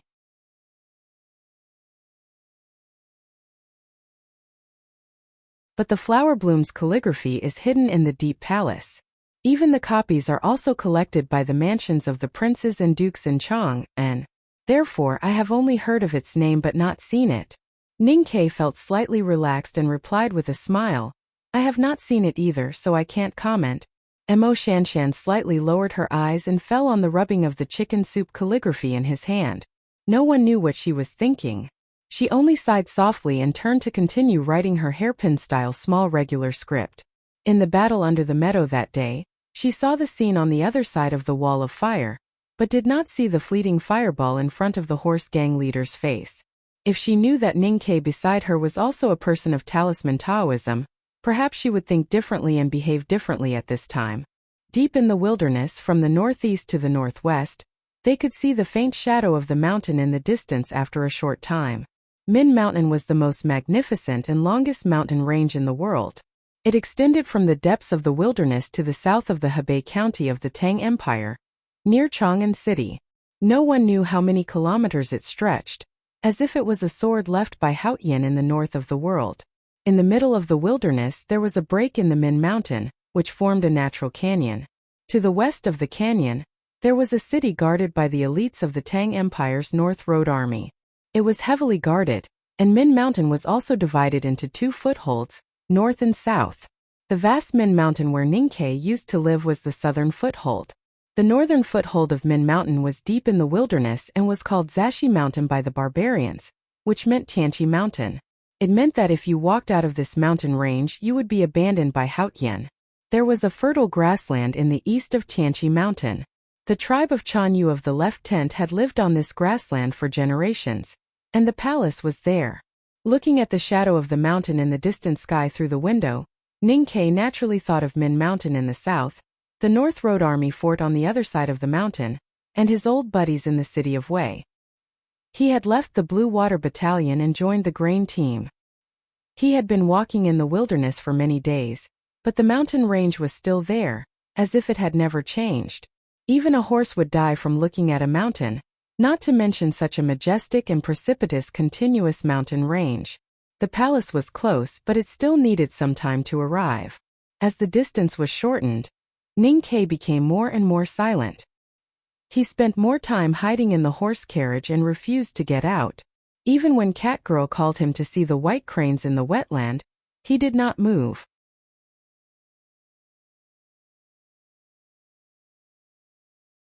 Because he needed time to think about two very important issues. The horse gang who attacked them in the meadow had followed them for many days. Later, they had confirmed that the target of the horse gang was him. That meant that the power behind the horse gang had already known that he had left the Blue Water Battalion and joined the grain team. Who were the minions of the horse gang or those groups of horse gang? Who wanted to kill him? Who was the leader of the horse gang? A psyche master in the see-through state could not be a simple leader of the horse gang. Ning Ke felt the aura of a soldier in the battle, which made his heart heavier. The right arm of the leader of the horse gang was cut off by him. If he did not die in the wilderness after being rescued by his subordinates, he must need a place to be treated. Such a serious injury could not be healed by the common horse gang's nest. The man needed doctors and medicine. He had to hurry. And the place closest to the meadow where the broken arm could be healed happened to be the left tent palace. Mo Shanshan insisted on bringing the disciples of the Black Ink Garden to the palace after the provisions were destroyed. Ning Ke did not object. Besides the friendship made in the battle, there was another reason. No matter the person behind the horse gang was the Chanyu of the palace or someone else, he firmly believed that as long as the leader of the horse gang was still alive, there was at least a 90% chance that he was hiding in the palace. He wanted to find him, ask him some questions, and then kill him. In addition, he was also reflecting on what he had done after leaving the academy and coming to the wilderness. Since he was very young, after every difficult battle of life and death, he would analyze and summarize afterwards. That was why he survived with Sang Sang. Reflection had become a kind of instinct for him. However, this reflection in the horse carriage was deeper than all the reflections in the past years. He even traced back to all the actions he had done after leaving the city of Wei and entering Chang, and, after thinking silently for a long time, he confirmed that after leaving the city of Wei, especially after entering the academy, many of his actions or choices were not the most appropriate one, because he had fallen into some kind of misunderstanding. When he was in the city of Wei, he was used to riding alone into the wilderness to spy on the enemy for the general and chase the horse gang with his fellows. So this time, when he brought the students of the academy to the wilderness to practice, he was still used to doing things like this with the two important tasks given by His Majesty and the Nation Master. He disguised himself and mixed into the grain team, thinking only to act secretly.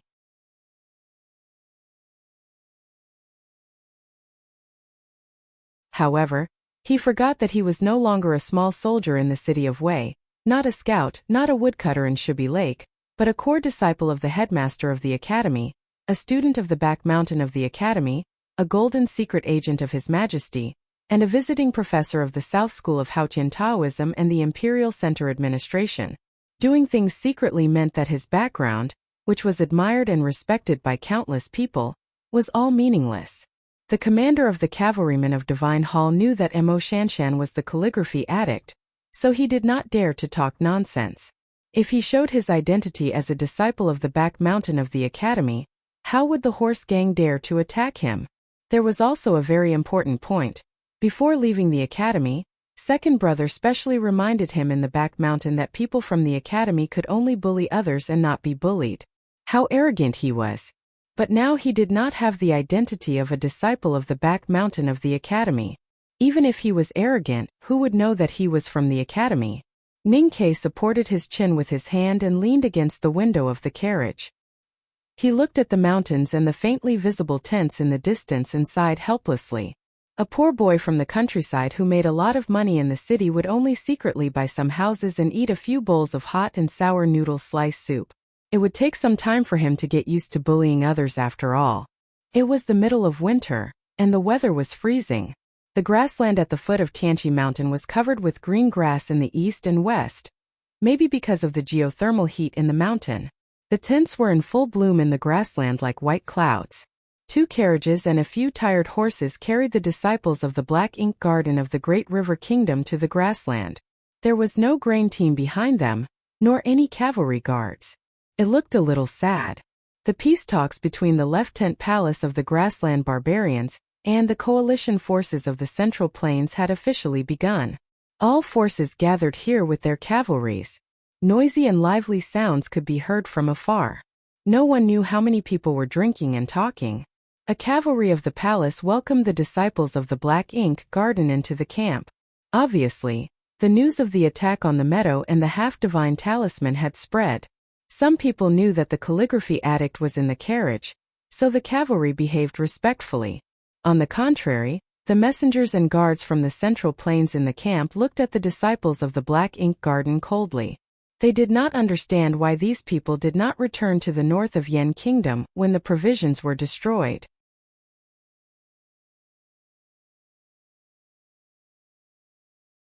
Did these disciples of the Black Ink Garden not know that some bigwigs in the Divine Hall and the coalition forces were extremely dissatisfied with their performance?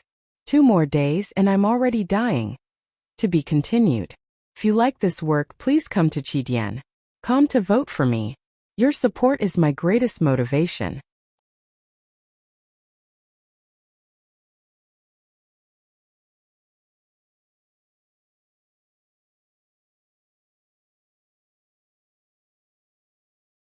Chapter 226. A dozen tired horses and dusty carriages could not affect the situation in the wilderness, and the negotiation between the barbarian royal court and the Central Plains coalition army had nothing to do with them. They had been robbed by the horse gang, but they still insisted on coming here. The Black Ink Garden disciples themselves knew that they wanted to seek justice, but in others' eyes, they were forced to come here to wait for the Divine Hall's decision. The future was bleak, so no one would be willing to come here, even if it was said that the calligraphy addict was in that carriage. The grassland by the mountain was boundless. Although tens of thousands of people gathered here in the middle of winter and tents were in full bloom, there was still enough space to accommodate people. To show their sincerity, the royal court agreed to let the Central Plains Coalition Army choose a place to camp and deploy people. The person in charge of this matter was a manager of the West Hill Divine Palace. After he indifferently greeted Zhuozhihua, he directly led the Black Ink Garden disciples to a place. The 2 tents were not far from the coalition army's central tent, just behind it. However, it seemed a little remote and the terrain was slightly higher. The Black Ink Garden disciples walked into the tents and looked at the pre-prepared equipment. They found that it was not bad, and they knew that the coalition army gave them some face because of the Hill Master. However, from the time they were picked up by the royal court's cavalry to this moment, except for the manager of the Divine Hall, no one from the top of the coalition army or the bigwigs of the Divine Hall showed up. In addition, they saw the indifferent eyes of the people from the Central Plains countries along the way. The Black Ink Garden disciples knew that they were deliberately excluded and forgotten, so they inevitably felt a little depressed. Catgirl was too young, so naturally she didn't think too much. She looked at the thick woolen mattress inside the tent and thought that she could finally have a good sleep tonight. She didn't have to squeeze with the mountain master in the narrow carriage, so she seemed a little happy. Ninkei had experienced being excluded and deliberately forgotten in the academy last year, so he was very used to it and did not care much. He just felt that the location of the camp seemed a little inappropriate. He walked out of the tent and looked into the distance. The big black horse, carrying a heavy luggage, walked to him and gently nudged him with its head. It made an unpleasant sound like bellows, and seemed to be extremely tired. Ninkei stroked the mane on its neck and scolded it with a smile. "Don't always complain in front of me. It's just a small thing. You don't have to work so hard. We're leaving soon, so don't be in a hurry to unload your luggage. If you're hungry, you can find some grass to eat."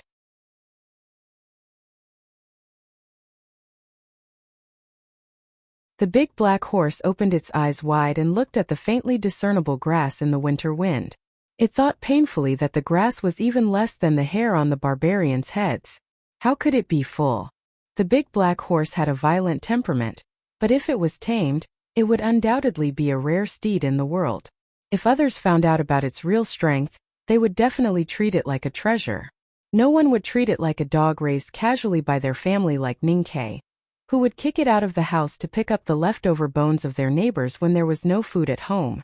However, it only obeyed Ninkei's discipline. Seeing that Ninkei had no intention of asking for hay for it, it dejectedly kicked its hooves and walked out of the camp. It did not know where it could find something to eat.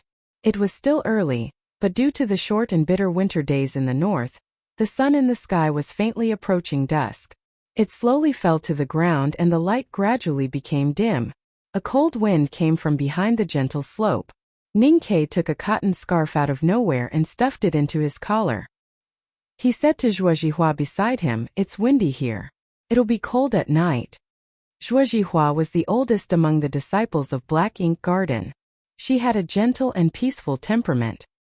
Hearing Ninkei's reminder, she knew that the previous Divine Hall manager brought them here to camp with such a boring and mean intention.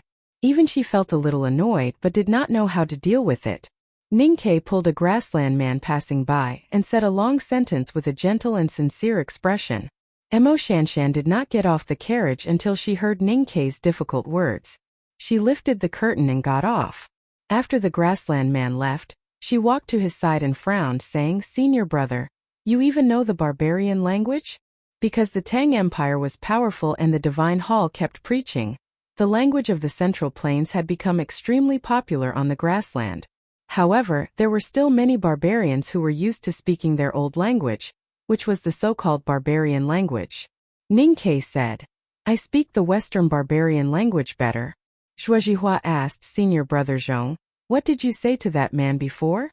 "I asked him if he could set up a tent on the grassland." Ning Kei smiled and continued, "The barbarian said that we are the most distinguished guests of Chanyu. So as long as it is Chanyu's grassland, we can choose any place to live." Hearing this, the disciples of Black Ink Garden outside the tent all understood what he meant. They all laughed and thought that it was not bad to choose another camp. Since the Divine Hall treated them so well, there was no need to be too close to them. Shuozhihua looked at Ning Kei with a smile and thought that there were no mature men in the same sect.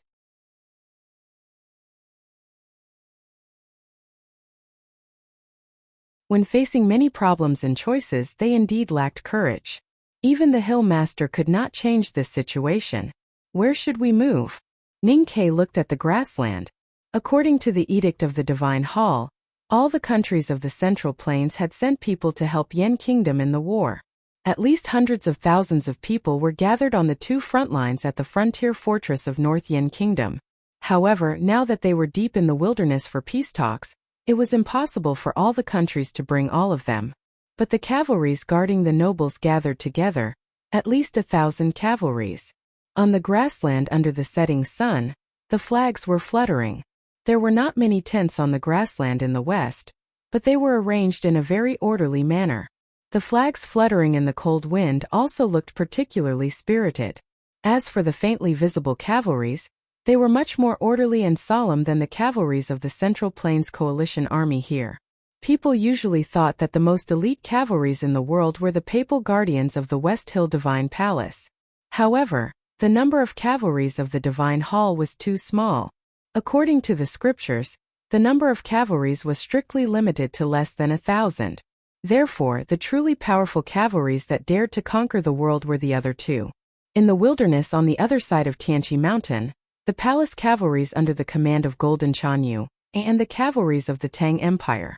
Ning Kei pointed to the orderly tents on the west side of the grassland, and those familiar military flags. He said, "We will camp there." The disciples of Black Ink Garden recognized that it was the camp of the Tang army.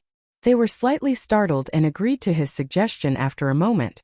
The Great River Kingdom and the Tang Empire had been on good terms for generations. Now they were all here under the edict of the Divine Hall. They believed that no one would say anything mean to them if they set up camp there. Unfortunately, the inexperienced girls of the Great River Kingdom still did not expect that they would abandon the camp designated by the Divine Hall and choose to live next to the Tang camp. This still attracted many people's attention and caused a lot of criticism. Looking at the dozen tired horses and dusty carriages walking towards the Tang camp in the twilight, the swordsmen from the South Jin Kingdom looked indifferent. The monks of the Yueluan Kingdom looked sarcastic. The manager of the Divine Hall said with a gloomy expression, "If you want to ride on the Tang's coattails, then go ahead. I know that there is no rest today, so I have been riding. But as you all know, it is getting slower and slower. I will do my best. Girls, hug me and give me encouragement." To be continued. If you like this work, please come to Chidian.com to vote for me. Your support is my greatest motivation.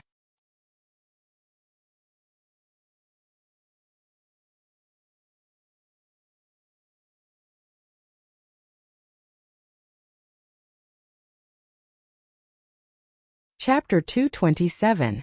The wilderness in winter was still cold even with the mountains blocking the wind and hot springs flowing. The palace and the Central Plains countries' negotiations had been going on for several days, and had entered the most heated stage. The cavalrymen of Divine Hall escorted the nobles here because the Chanyu princess liked flowers very much. Due to the climate of the wilderness, she could not cultivate them properly. Therefore, she wrote a letter to the Divine Hall to let the flower addict Lu Qinjia come to the palace for a while so that she could learn from her. This had nothing to do with the negotiations, But it started when the negotiations were in a deadlock. Just like the food sent by the girls from the Great River Kingdom, it was a secondary exchange of feelings. Both the barbarians, the left King's Palace and the Central Plains countries did not want the war to continue. The reason for the plundering and the subsequent conflicts was because of the desolate man's return to the south. The former was a problem of resources, the latter was a problem of attitude. The so-called negotiations were just the two sides haggling over the number of troops to be sent and the supply of food. Facing the hundreds of thousands of desolate men who had reappeared after 1,000 years, it was reasonable for both sides to join forces to resist. But who should be in charge of this and who should send more troops? The desolate men were born warriors. In the bloody battle in the north at the beginning of spring, the grassland cavalrymen suffered heavy casualties, which once again proved this almost forgotten theory. If they wanted to stop the desolate man from going south or even drive them back to the extremely cold north, they would have to pay a heavy price. Who would be willing to let their own army be at the forefront? Regarding this matter, the Divine Hall and the Tang Empire both showed a very tough attitude. The army pressed on the long frontier fortress in the north of Yan Kingdom, and the young cultivators of various sects were sent out. The grassland left King's Palace had already been seriously damaged in the war with the desolate man. In the face of such a situation, even if Chan Yu wanted to show his toughness, he did not have much confidence. Negotiations depended on who had the stronger spine and who had the more confidence. Once one side was not confident enough and lowered his head, the negotiations would naturally be much smoother. On the second day when Ningke and the disciples of Black Ink Garden arrived at the palace, the two sides finally reached a consensus. Before the second wave of fertile grass grew at the turn of the next spring and summer, the left King's Palace would send their main force to the north to attack the desolate man's tribe. As for the Central Plains, they only agreed to send about 6,000 cavalry troops, but promised to give the left King's Palace the most generous financial aid.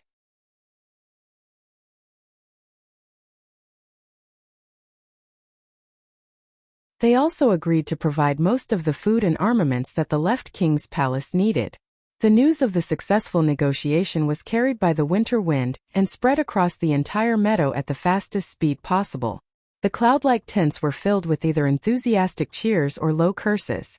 The royal court tribe began to prepare strong wine and delicacies. Other than that, they also decided to hold an impromptu Gumumu meeting. Gumumu was a barbarian word that meant a joyous gathering. It would only be held during the grandest festival in the grasslands. The royal court had decided to hold a Gumumu gathering at the last minute. Firstly, it was to celebrate the success of the peace talks. Secondly, it was to use this opportunity to allow the people of the royal court tribe to interact with the people of the Central Plains. As for whether this intention could be realized or not, no one knew. The sound of the zither, the horn sounded, and all kinds of colorful banners flew in the wind.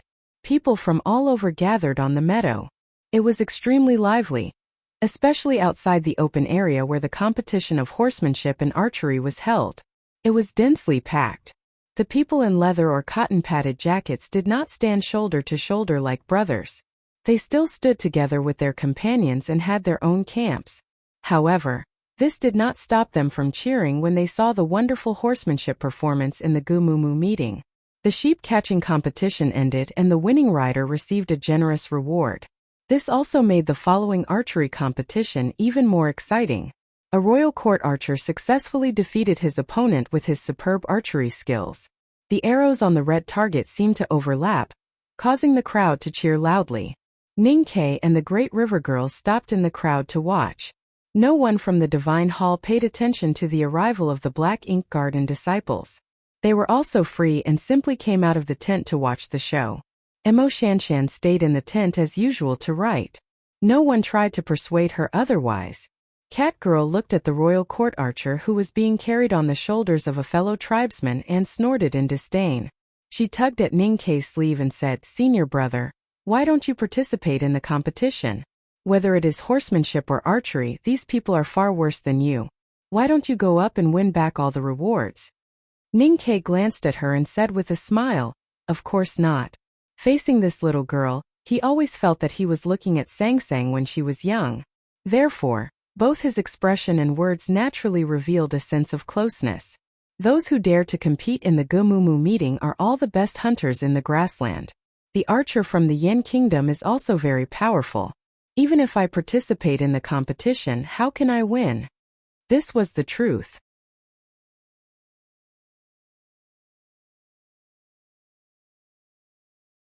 Whether it was the wilderness or the central plains, there were many hidden talents. There was no reason to win. This was also a lie. If Ning-Ke had used his full strength, whether it was the sheep-catching competition earlier or the archery competition now, no one present could beat him. Cat Girl looked at him and sighed helplessly. Senior brother, you are good at everything except for being too humble. Ning-Ke could not help but laugh. He thought that whether it was Emo Shanshan or Cat Girl, they always use various ways to praise him directly and sincerely. If he spent too much time with these pure Great River Kingdom girls, he was really worried that one day he would float up to the sky. He rubbed her head affectionately and said, when you grow up, you will understand that if you always want to be in the limelight, there will be a time when you will be blown by the wind and break your back. The people of the Great River Kingdom were deeply influenced by the Tang Empire. They were persevering, concise, and yearned for victory. They placed great importance on honor and treated it as their lives. Therefore, Cat Girl did not understand why he would say this. Her bright eyes were filled with confusion. During the Gumumu meeting, other than the various competitions and entertainment, the palace tribe also provided many delicacies for the participants. Cat Girl's attention was attracted by the fragrant roasted leg of lamb, and she instantly forgot her previous doubts. Zhuozhihua and the other Great River Kingdom girls were also attracted by the milk tea and other foreign delicacies that they had never seen before, and gradually dispersed into the crowd. After the peace treaty was concluded, it was the season of revelry. At this time, the palace's meadow was undoubtedly the safest place in the world. Ning-Ke looked at the curious and eager Great River Kingdom girls in front of the various food stalls and smiled. He was not too worried. The meadow in the distance suddenly became even more lively. Noisy cheers and cheers rose and fell. The winter clouds in the sky seemed to be shaken away by the heat wave. Cat Girl held the large roasted leg of lamb. Her bright eyes were wide open as she looked curiously in that direction. However, she could not see what was happening because of the crowd. The horse racing must have started. Ning-Ke took the roasted leg of lamb that she could barely hold in her small hands. He took out a handkerchief and handed it to her, indicating for her to wipe off the oil stain at the corner of her lips. He continued, the people of the wilderness live as nomads and are best at riding and shooting. Horses are extremely important to them, so horse racing is the most important event of the Gumumu meeting. Cat Girl said excitedly, Senior brother, I want to go and watch. Ning-Ke held the greasy leg of lamb in one hand and Cat Girl's hand in the other as they walked towards the periphery of the crowd.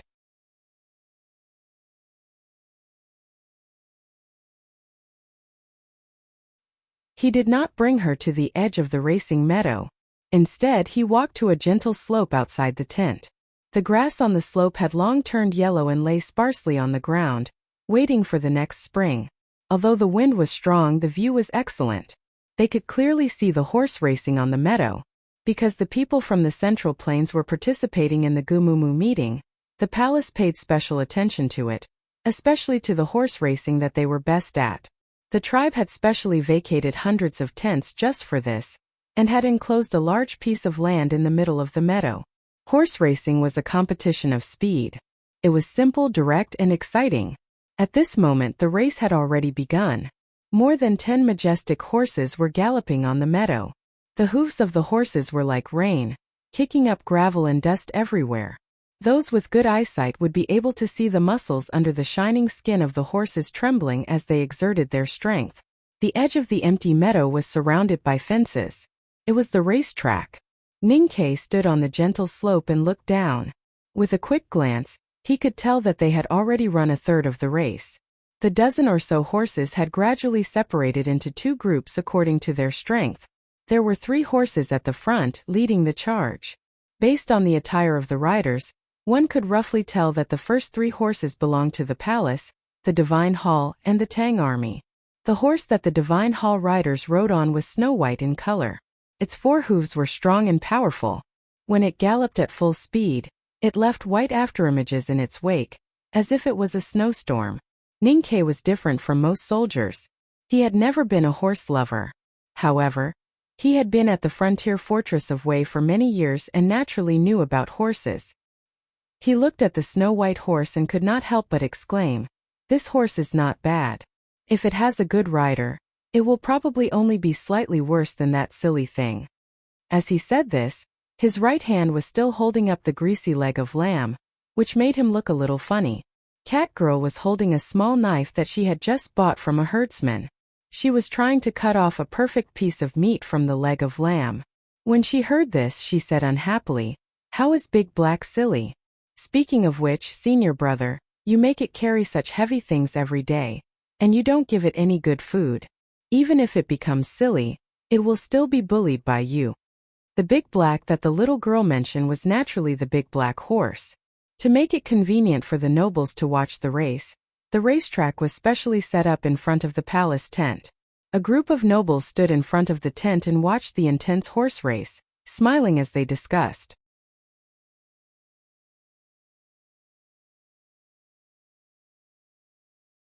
In a luxurious corner of the palace tent, Princess Chanyu looked at the quiet girl beside her and said with a smile, "Princess Chanjia, it seems that this horse will not embarrass you."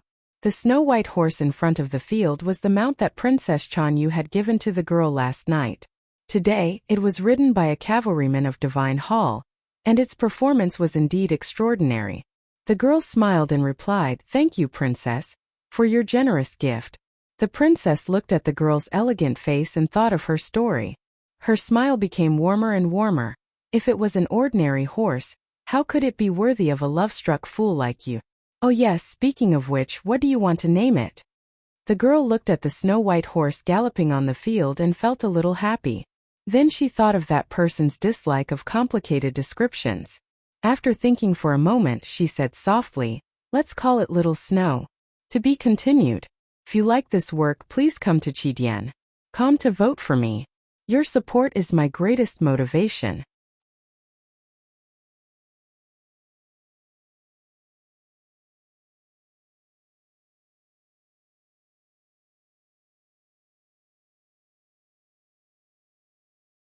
Chapter 228. In the middle of the fierce horse race, more than 10 fine horses had finished 1/3 of the distance with smoke and dust. In front of the palace knight's yellow buckskin horse and a Tang soldier's jade-spotted horse, was the snow-white fine horse that firmly occupied the first place. Judging from the snow horse's gentle nodding frequency and steady pace, it should still have energy left. It seemed that if the race continued like this, it would undoubtedly be the first to cross the finish line.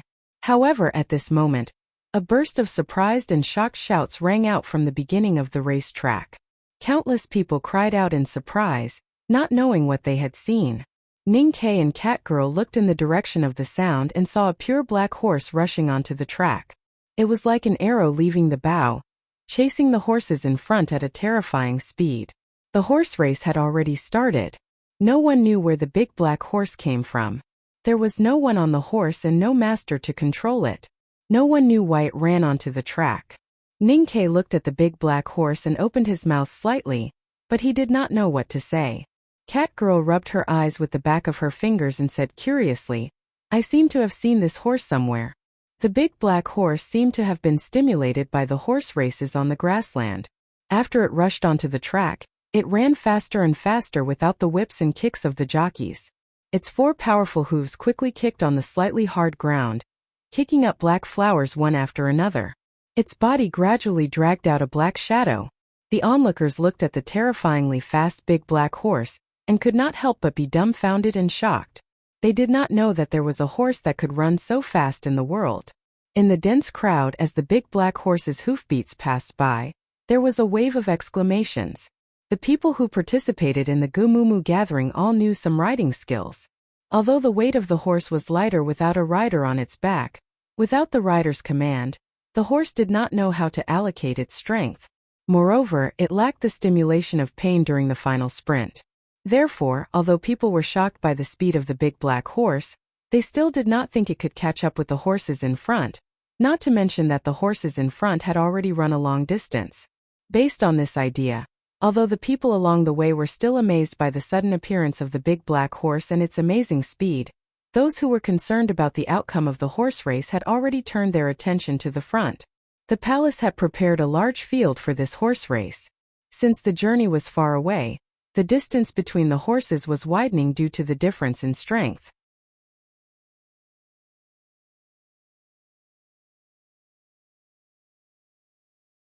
The two horses of the palace and the Tang army were still struggling to catch up with the white horse in front, but it was obvious that it was impossible for them to catch up. Entering the wilderness to negotiate with Chan Yu of the left king's palace was of great importance. For this matter, the Tang Empire specially sent General Xu Changshu from the military ministry to take charge of this matter. At this time, the general who came from afar stood in front of the king's tent, watching the situation of the horse race in the wilderness. He listened to the conversation between the priest of the Revelation Department of the Divine Hall and Chan Yu, and his expression seemed a little gloomy. The elites of the Iron Cavalry sweep across the world by relying on their battle prowess. It's not like the fastest runner is the best. General Xu thought so in his heart, but he watched helplessly as the horses of the Tang army had no hope of winning, and were even left further and further behind by the white horse. Thinking that the white horse was a gift from the palace to the Divine Hall, how could he be reconciled to it? When the bigwigs in front of the king's tent were all focused on the three horses in the front, on the wilderness, exclamations and cheers came from afar like real waves, getting closer and closer. Chan Yu and the priest of the Revelation Department of the Divine Hall, who were talking enthusiastically, were slightly startled. They raised their eyes to look into the distance, wondering what was happening over there. General Xu was no exception, and his brows gradually furrowed. They had already heard the exclamations and cheers before, but they did not expect that it had something to do with the horse race. The wave-like exclamations and cheers were naturally related to the big black horse. When it violently swept past people like a gust of wind, people only had time to exclaim in surprise. The wave-like exclamations and cheers spread faster and faster, which meant that it was running faster and faster, and was about to catch up with the horses in front. People's initial thoughts were not wrong. A horse without a master would not know how to allocate its strength in a long-distance race. However, the reason that overturned people's judgment was very simple, because the big black horse did not need to allocate its strength at all. Its strong body seemed to contain endless power, so why would it conserve its strength? Under the sunlight of the wilderness, the big black horse's skin was incomparably dark, emitting a charming luster. As it madly sprinted, its muscles tightened and relaxed at a high speed, as if they were trembling. The terrifying speed made the hoof shadow under its body almost invisible to the naked eye, and it easily overtook the horse in the back. One should know that the horse in front had already run a third of the way before the big black horse sneaked onto the track from the starting hurdle.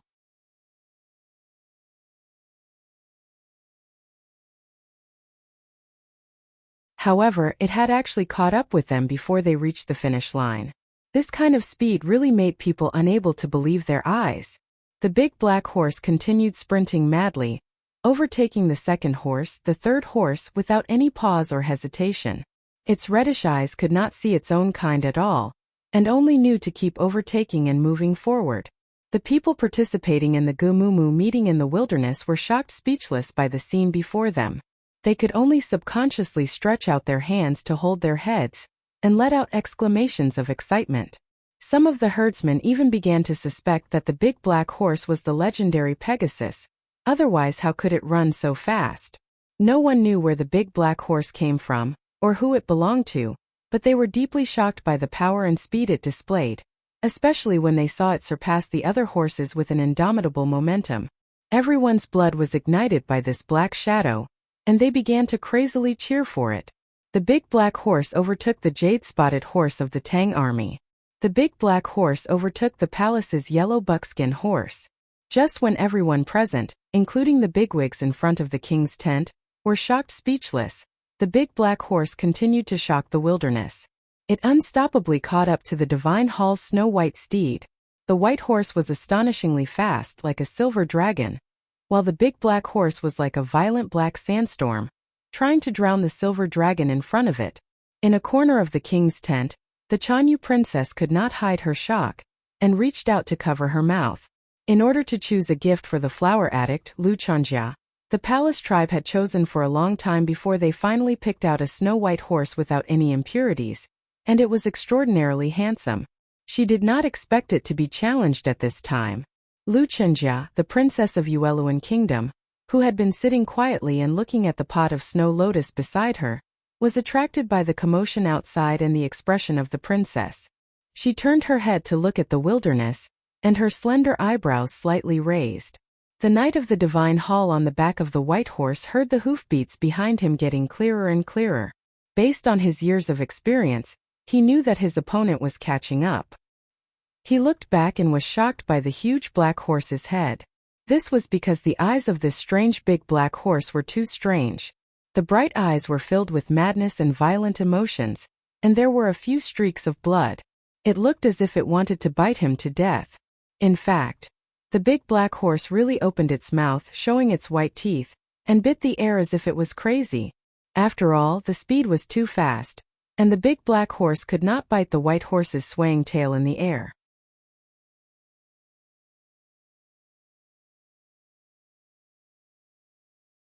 It stared at the white horse's buttocks with hatred, and the speed of its 4 hooves on the ground increased, and instantly surpassed the white horse's buttocks. The onlookers in the wilderness let out a deafening cheer. The knight of the divine hall on the white horse was shocked. His body bent forward, and his right hand that was holding the horsewhip tightened. He knew that the white horse under him was a gift from the palace to the noblewoman. It was already a great honor for him to be riding on her behalf. If he lost today, it would be a terrible ending.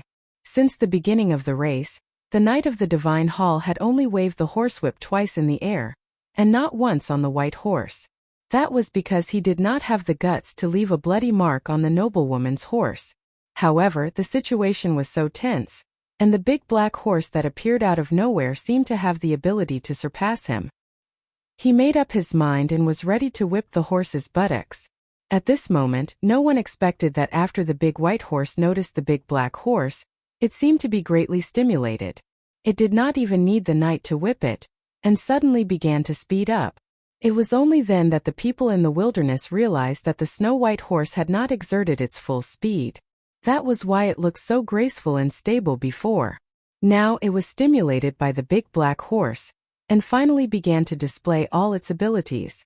It was no longer graceful, and actually began to run extremely crazily. A white snowstorm had officially begun, and the black shadow followed closely behind, not willing to fall behind at all. The cheers and shouts of surprise in the wilderness reached their climax at this moment. The winter clouds drifting in the sky dispersed one by one. Between the heaven and earth there was a clear light. Visibility was very clear. The big white horse and the big black horse were almost neck and neck, but the white horse was half a body length ahead. At this time, both of them were sprinting with all their might, madly kicking their hooves and swinging their heads. They did not care about running elegantly, and they were running crazily. The relative speed between the two seemed to be extremely slow or even about to stop. The finish line was not far ahead. The spectators in the wilderness gradually had a feeling that the big black horse could never surpass it. Many of them felt extremely regretful and sighed in their hearts. The big black horse did not have time to sigh. Since it was born, it had stayed in the military camp on the north side of the Tang Empire and in the horse farm outside Chang'an. It had bullied countless of its own kind and countless humans, but it had only been bullied by one human.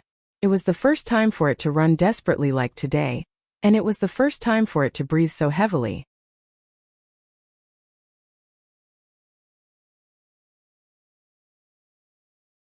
Everyone thought that it could not surpass the white horse in front of it, but it was not convinced, unwilling to accept its fate. It squeezed out all the strength in its body, burned all the desire, and still sped up in the impossible. The tips of its hooves stepped on the black soil, and it caught up with the white horse inch by inch, like the shadow of the night attacking the earth. The horse's hooves broke the black soil, and the night shadow swallowed the wind and snow. Just before the finish line, it finally succeeded in surpassing the white horse and was the first to rush over. There was a silence in the wilderness, and then there was deafening cheers. The bigwigs in front of the king's tent were silent, and then there were countless exclamations. Some sharp-eyed powerhouses even noticed that just before it rushed over the finish line, The big black horse still had the strength to look back at the white horse mockingly. At the same time it flipped its thick lips at high speed, looking extremely disdainful. General Shu of the Tang Empire looked at the big black horse in a daze and murmured, "I seem to have seen this horse somewhere." The chief figure of the Divine Hall who participated in the negotiation of the palace was the priest of the Revelation Department. He looked at the group of horses rushing over the finish line, frowned, and glanced at the commander of the cavalrymen of Divine Hall beside him. The gaze of the priest of the Revelation Department was very indifferent, very cold. The commander of the cavalrymen of Divine Hall felt very cold, very cold. He knew the hidden meaning in the priest's indifferent gaze, because the cavalryman of Divine Hall who rode on the white horse was the best knight he had specially selected in advance. However, riding on Princess Chanjia's horse, he inexplicably lost to a big black horse that came out of nowhere, and in such a way. The cavalrymen of Divine Hall were under the jurisdiction of the Judicial Department, not directly under the Revelation Department. But the priest was a person of high status, and if Princess Chanjia was displeased because of this, how would Prince Longqing deal with him? The more the commander thought about it, the more scared he became. He stared at the big black horse that was panting in the field, and thought to himself, "Where did this beast come from? I will definitely kill it after this." Which tribe does this big black horse belong to? Standing at the forefront, Chanyu of the Left King's palace looked at the dark and shiny steed under the sun, and his heart was filled with infinite love. He waved his hand and said, "Go and ask. I want it. I can exchange anything for it." There was some distance between the gentle slope and the grassland, but Ning Ke had no reason not to recognize his silly horse, especially when the big black horse turned its head and glanced at him before crossing the finishing line, and rolled its thick lips.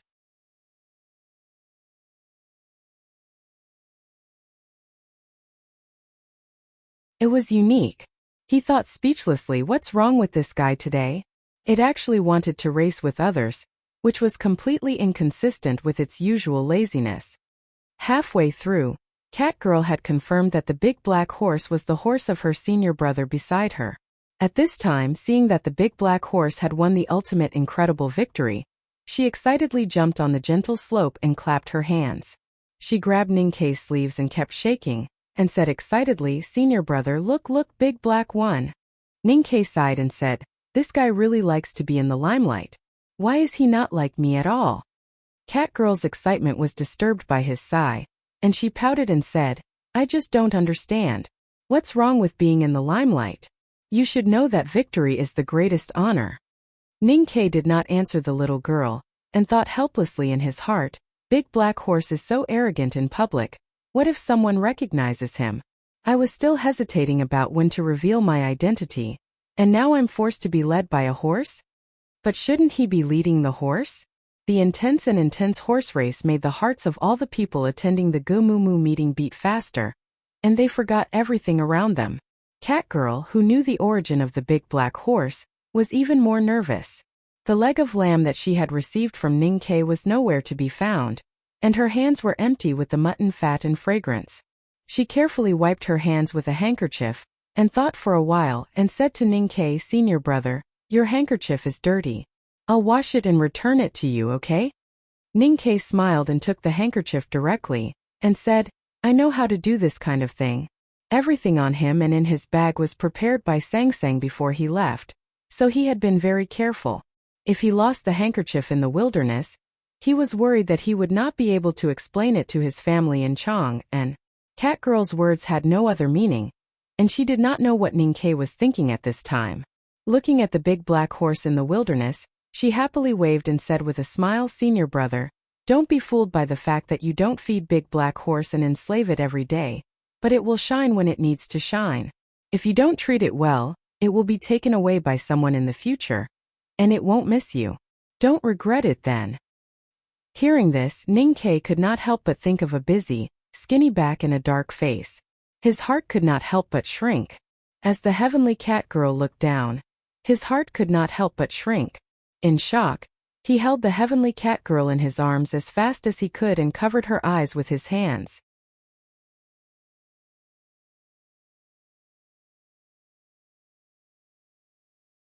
In the wilderness, The horses that had rushed past the finish line were all panting heavily, kicking their front hooves from time to recover their strength according to their familiar method.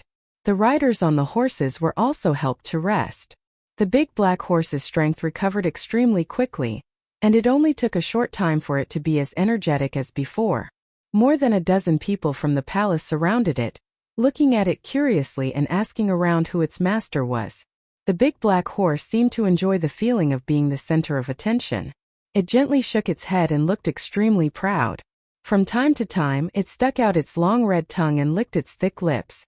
Not far away, the snow-white horse was panting violently, being led by a knight of the divine hall to walk slowly to the side. Seeing the big black horse rolling its tongue and licking its lips, there was hatred in its eyes. The big black horse happened to see this scene, and was greatly stimulated by Ninkei's death threat. It crazily pushed away the people around it and rushed toward the white horse. The white horse was also a talented horse, but it had never seen such a thick-skinned and abnormally strong horse like the big black horse. It wanted to kick back to defend itself, but it was too weak to resist. The big black horse bit the back of the white horse's neck. It did not bleed, but it did not hold back its teeth. The white horse let out a sad cry. The big black horse bit the white horse's mane and put its front hooves on it. Its strong body pressed on the white horse unreasonably. Looking at it, anyone could guess what it would do next. There was a burst of laughter from all around. The princess looked extremely embarrassed. She stood up and scolded her subordinates to quickly separate the two horses. Lu Chenjiao looked there quietly, her expression still as pure as an orchid that had just bloomed. However, her hands in her sleeves gradually clenched. Suddenly there was a sharp whistle from afar. The big black horse seemed to have heard the soul-sucking bell. It shivered all over and got off the horse. It knocked away the people around it who wanted to restrain it, and like a black flash, it rushed out of the camp and began to run crazily again. As it ran, it thought proudly, "I only ate a meal from your trough last night. White horse, you bitch, how dare you call a bunch of sisters to deal with me? Do you really think I can't deal with you?" The cold wind was like a knife. The big black horse was full of heroism, and its hooves were dancing. If I don't have some craziness, I really can't win anything. There is still one day left. I thought I would be too lazy to ask for votes before the completion of the 10,000 words in 7 days, but I realized that the last step was too hard. I have lost all my heroism, and I am already a scum.